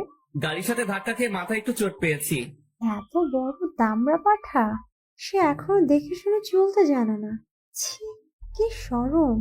একদম মাইন্ড লাগাবো তাকিয়া তোকে। সত্যি বললেই সবাই খালি মারতে চায়। তোকে যে কি বলবো ভেবে পাই না। আচ্ছা চল নিচে চল, আব্বু আসার সময় হয়েছে। তারপর সবাই মিলে খেতে বসবো। তারপর ভাই বোন দুজনেই নিচে চলে গেলাম। একটু পর আব্বু আসলো। আব্বুরও একই প্রশ্ন যে আমার মাথায় কি করে চোট লেগেছে। আব্বুকে বলতে যাব, তার আগেই আম্মু আব্বুকে বলে দিয়েছে। তোমার ছেলেকে এক বদমাইশ ড্রাইভার মেরে দিয়েছে, তাই সে মাথায় চোট পেয়েছে। দেখে শুনে চললেই তো পারিস। কি যে বলবো ভেবে পাই না। সবাই দেখি ঘুরে ফিরে একই কথা, তাই চুপ করে রইলাম। এভাবে 2 দিন কেটে গেল। বাসার সবাই আমাকে পেয়ে তো খুশি সীমা নাই। আমারও বেশ আনন্দ হচ্ছে মা বাবাকে পেয়ে। 3 দিনের মাথায় হঠাৎ আমাকে নিলয় ফোন দিল। হ্যাঁ নিলয়, বল। ভাই, অনেক বিশ্রী একটা জিনিস হাতে এসেছে। কি তথ্য পেয়েছিস বল। ভাই, বলার আগে আপনার কাছে পুরো জোর ক্ষমা চাচ্ছি। প্লিজ ভাই, আপনি আমাকে মাফ করে দিবেন। আরে বলবি তো কি হয়েছে। ভাই, গতবার আমি নিজের বলে মাফিয়া গালের তথ্য পাইনি। মাফিয়া গাল চাল করে সে নিজেই এমন ফেক তথ্য দিয়েছে আমাদের, আর আমরা ভেবেছি আমরা ছেলেপিলেরাই তথ্য কালেক্ট করেছে। কিন্তু এটা জানতাম না যে মাফিয়া গাল চেয়েছে বিধায় আমরা তার তথ্য পেয়েছি, তাও সেটা ফেক। মানে কি? ভাই, মানে হলো মাফিয়া গাল চাল চেলেছে আমাদের সাথে। সে আপনার খোঁজ বের করার জন্য ঈশিতার নাম ব্যবহার করেছে। সে বহুদিন ধরে আপনার খোঁজ করছিল, কিন্তু সে পায়নি, কারণ আপনার বিষয়ে তেমন কেউ জানে না।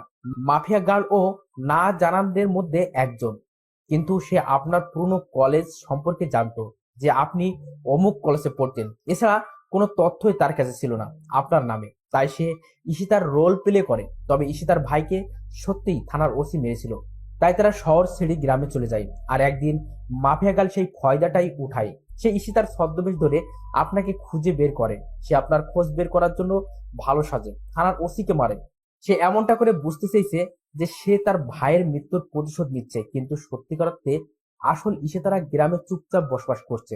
তারা সবকিছু যেন ভুলে গিয়েছে, কিন্তু মাফিয়া গাল সেই সুযোগ কাজে লাগিয়েছে। সে আপনার কাছে আসার জন্য সেসব ফেক তথ্যগুলো আমাদের হাতে তুলে দিয়েছিল, যাতে করে আপনাকে মেরে ফেলতে পারে। আর সে ইচ্ছা করেই ইশিতার ভাইয়ের ব্যাপারটা সামনে এনেছে আমাদের, যাতে করে আমরা সেই তথ্য মোতাবেক আগাই আর সে তার কাজের আঞ্জাম দিতে পারে। অবশেষে সে তাই করলো। ইশিতার নাম ব্যবহার করে ফেক তথ্য দিয়ে সে তার কাজ চালিয়ে গেল, আর মাঝে গোমরা হলাম আমরা সকলেই। নিলয়ের কথা শুনে যেন পায়ের নিচ থেকে মাটি সরে গেছে আমার। ওর কথাগুলো যেন নিজেই কানকে বিশ্বাস করাতে পারছি না আমি। নিলয়, কি বলছিস তুই এসব? হ্যাঁ ভাই, সত্যি বলছি। সে ইচ্ছা করে আমাদের ভুল তথ্য দিয়েছে ভাই। এখনকার মতে সত্যি হলো এটাই যে আমরা তার খোঁজ বের করিনি, সে আমাদের খোঁজ বের করে নিজ ইচ্ছায় যার নিজের নামে ফেক তথ্য তুলে দিয়েছে, যাতে করে আমরা গোমরা হই। মাথায় তো কিছুই কাজ করছে না নিলয়। কিন্তু একটা জিনিস ধরলাম, সে ঈশিতা। সেটা প্রমাণ করার জন্য থানার ওসিকে আর রাফিদকে মেরেছে, কিন্তু তারপরে গিয়ে রাফিদের ছেলে পেলের সাথে কি করে সে উঠা বসা করছে। আর রাফিদের ছেলে পেলে তো তাকে মারার জন্য হাই হুতাশ করছিল, কিন্তু এখন দেখি সবকিছুই উল্টো। চড়ে চড়ে খালাতো ভাই আর মাঝে এসে আমার উপরে হামলা করলো। ভাই, রাফিদের ছেলেপিলে আমরা মাফিয়া গাল একজোট হওয়ার পিছনেও হয়তো ভয়ঙ্কর কোনো রাজ লুকিয়ে আছে, কারণ মাফিয়া গালের জন্য কোনো কিছুই অসম্ভব না। এখন সে যদি আপনার মতো মানুষের সাথে ছলনা করতে পারে, তাহলে রাফিদের ছেলেপিলে আর কি। আচ্ছা নিলয়, ফোন রাখলাম। আমার মাথায় আর কিছু কাজ করছে না। আমি আগে নিজেকে সামলাই, আর তুই মাফিয়া গার্লে তালাশ কর। একবার যদি ধরতে পারি মাফিয়া গার্লকে, তাহলে 100% ধরে রাখ তার যৌরঙ্গের মধ্যে পেরেক মেরে তাকে আমি চৌরাস্তার মোড়ে লটকে রাখবো। আচ্ছা ভাই, আমি তালাশ করছি মাফিয়া গালের। আমি আমার বেস্ট লাগিয়ে দিব মাফিয়া গালকে খুঁজে বের করার জন্য। নিলয়ের সাথে কথা শেষ করে চুপচাপ খাটের উপরে বসে আছি। বসে বসে সব কিছুর হিসেব মিলাচ্ছি। অন্যদিকে মাফিয়া গার্ল তার আড্ডায় বসে পৈশাসিক হাসি হাসছে। আগুন, তোর কলিজায় বসে যদি তোর মাথায় বাড়ি দিতে পারি, তাহলে তুই শিওর থাক যে আগামীবার বাড়িটা একদম বারবার জায়গায় দিব, আর তুই তৎক্ষণাৎ দুনিয়া ছেড়ে পালাবি। মাফিয়া গার্ল এত বড় খেলা খেললো, আমরা সাথে ঈশিতার নাম নিয়ে। না, ওর একটা কিছু করতেই হবে। ওর জন্য নিজে একটা ফাঁদ পেতে রাখবো। এবার দেখবো মাফিয়া গার্ল তুই পালিয়ে যাস কোথায়। আগুন নিয়ে খেলা করার ফল তুই পাবি এবার। কিন্তু আরেকটা জিনিস মাথার মধ্যে ঘুরপাক খাচ্ছে, যে ঈশিতা কোথায় আছে। আর তার নাম নিয়ে মাফিয়া গার্ল আমার সাথে এত বড় খেলা করে ফেললো, কিন্তু আমি বুঝতেও পারিনি। না, একবার ঈশিতার সাথে দেখা করা দরকার। ঈশিতাকে মনে জায়গা দিয়ে যখন এত বড় বিপদের মুখে পড়েছি আমি, তাহলে ঈশিতাকে বিয়ে করব এবার। কারণ মনে তো ঈশিতার অস্তিত্ব ছিল, মাফিয়া গালের কোনো অস্তিত্ব ছিল না। সো তাকে নিয়ে ভবিষ্যৎ প্ল্যান করব আমি। এসব গিয়ে ভাবছিলাম, তখনই ফোনটা বেজে উঠলো। ফোনটা হাতে নিয়ে নাম্বার চেক করলাম। নাম্বার চেক করতেই ভিতরটা ধুপ করে মোচড় মেরে উঠলো, কারণ নাম্বারটা আন্ডারওয়ার্ল্ডের একজন বড় মাফিয়ার নাম্বার।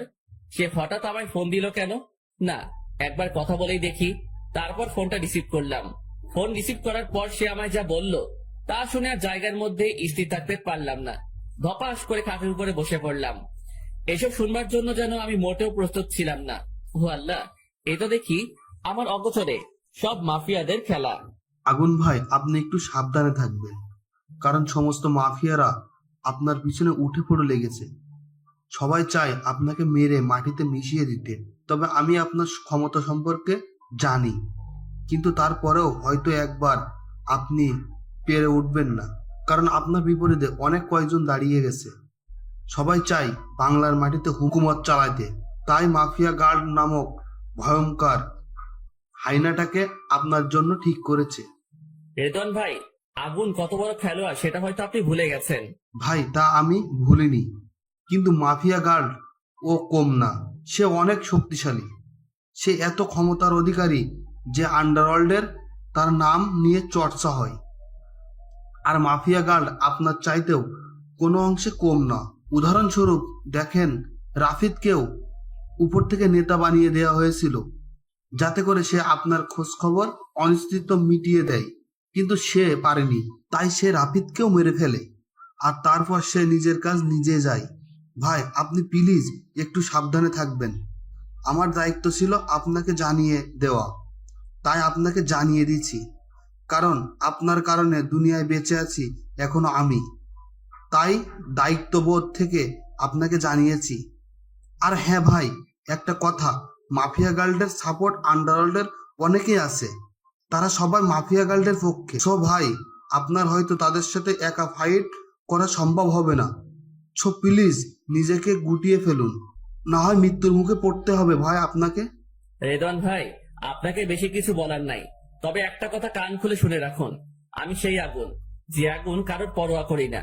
আমি সেই আগুন, যে আগুন একাই নিজের বলে অনেক কয়টা গ্যাংস্টারকে শেষ করেছি। আমি সেই আগুন, যে আগুনের পরামর্শ মতে আন্ডারওয়ার্ল্ডের অনেক কয়টা ডন চলে। আমি সবকিছু ছেড়ে দিয়েছি বলে এটা না যে আমি ভয় পেয়ে যাব। আজকের পর আগুনের দ্বিতীয় রূপ দেখতে পাবেন সবাই। সব কয়টাকে যদি মাটির নিচে জীবিত পুঁতে না দিই, তাহলে আমার নামও আগুন না। সো রাখলাম এখন ফোন। তারপর ফোন কেটে দিয়ে চুপচাপ বসে রয়েছি।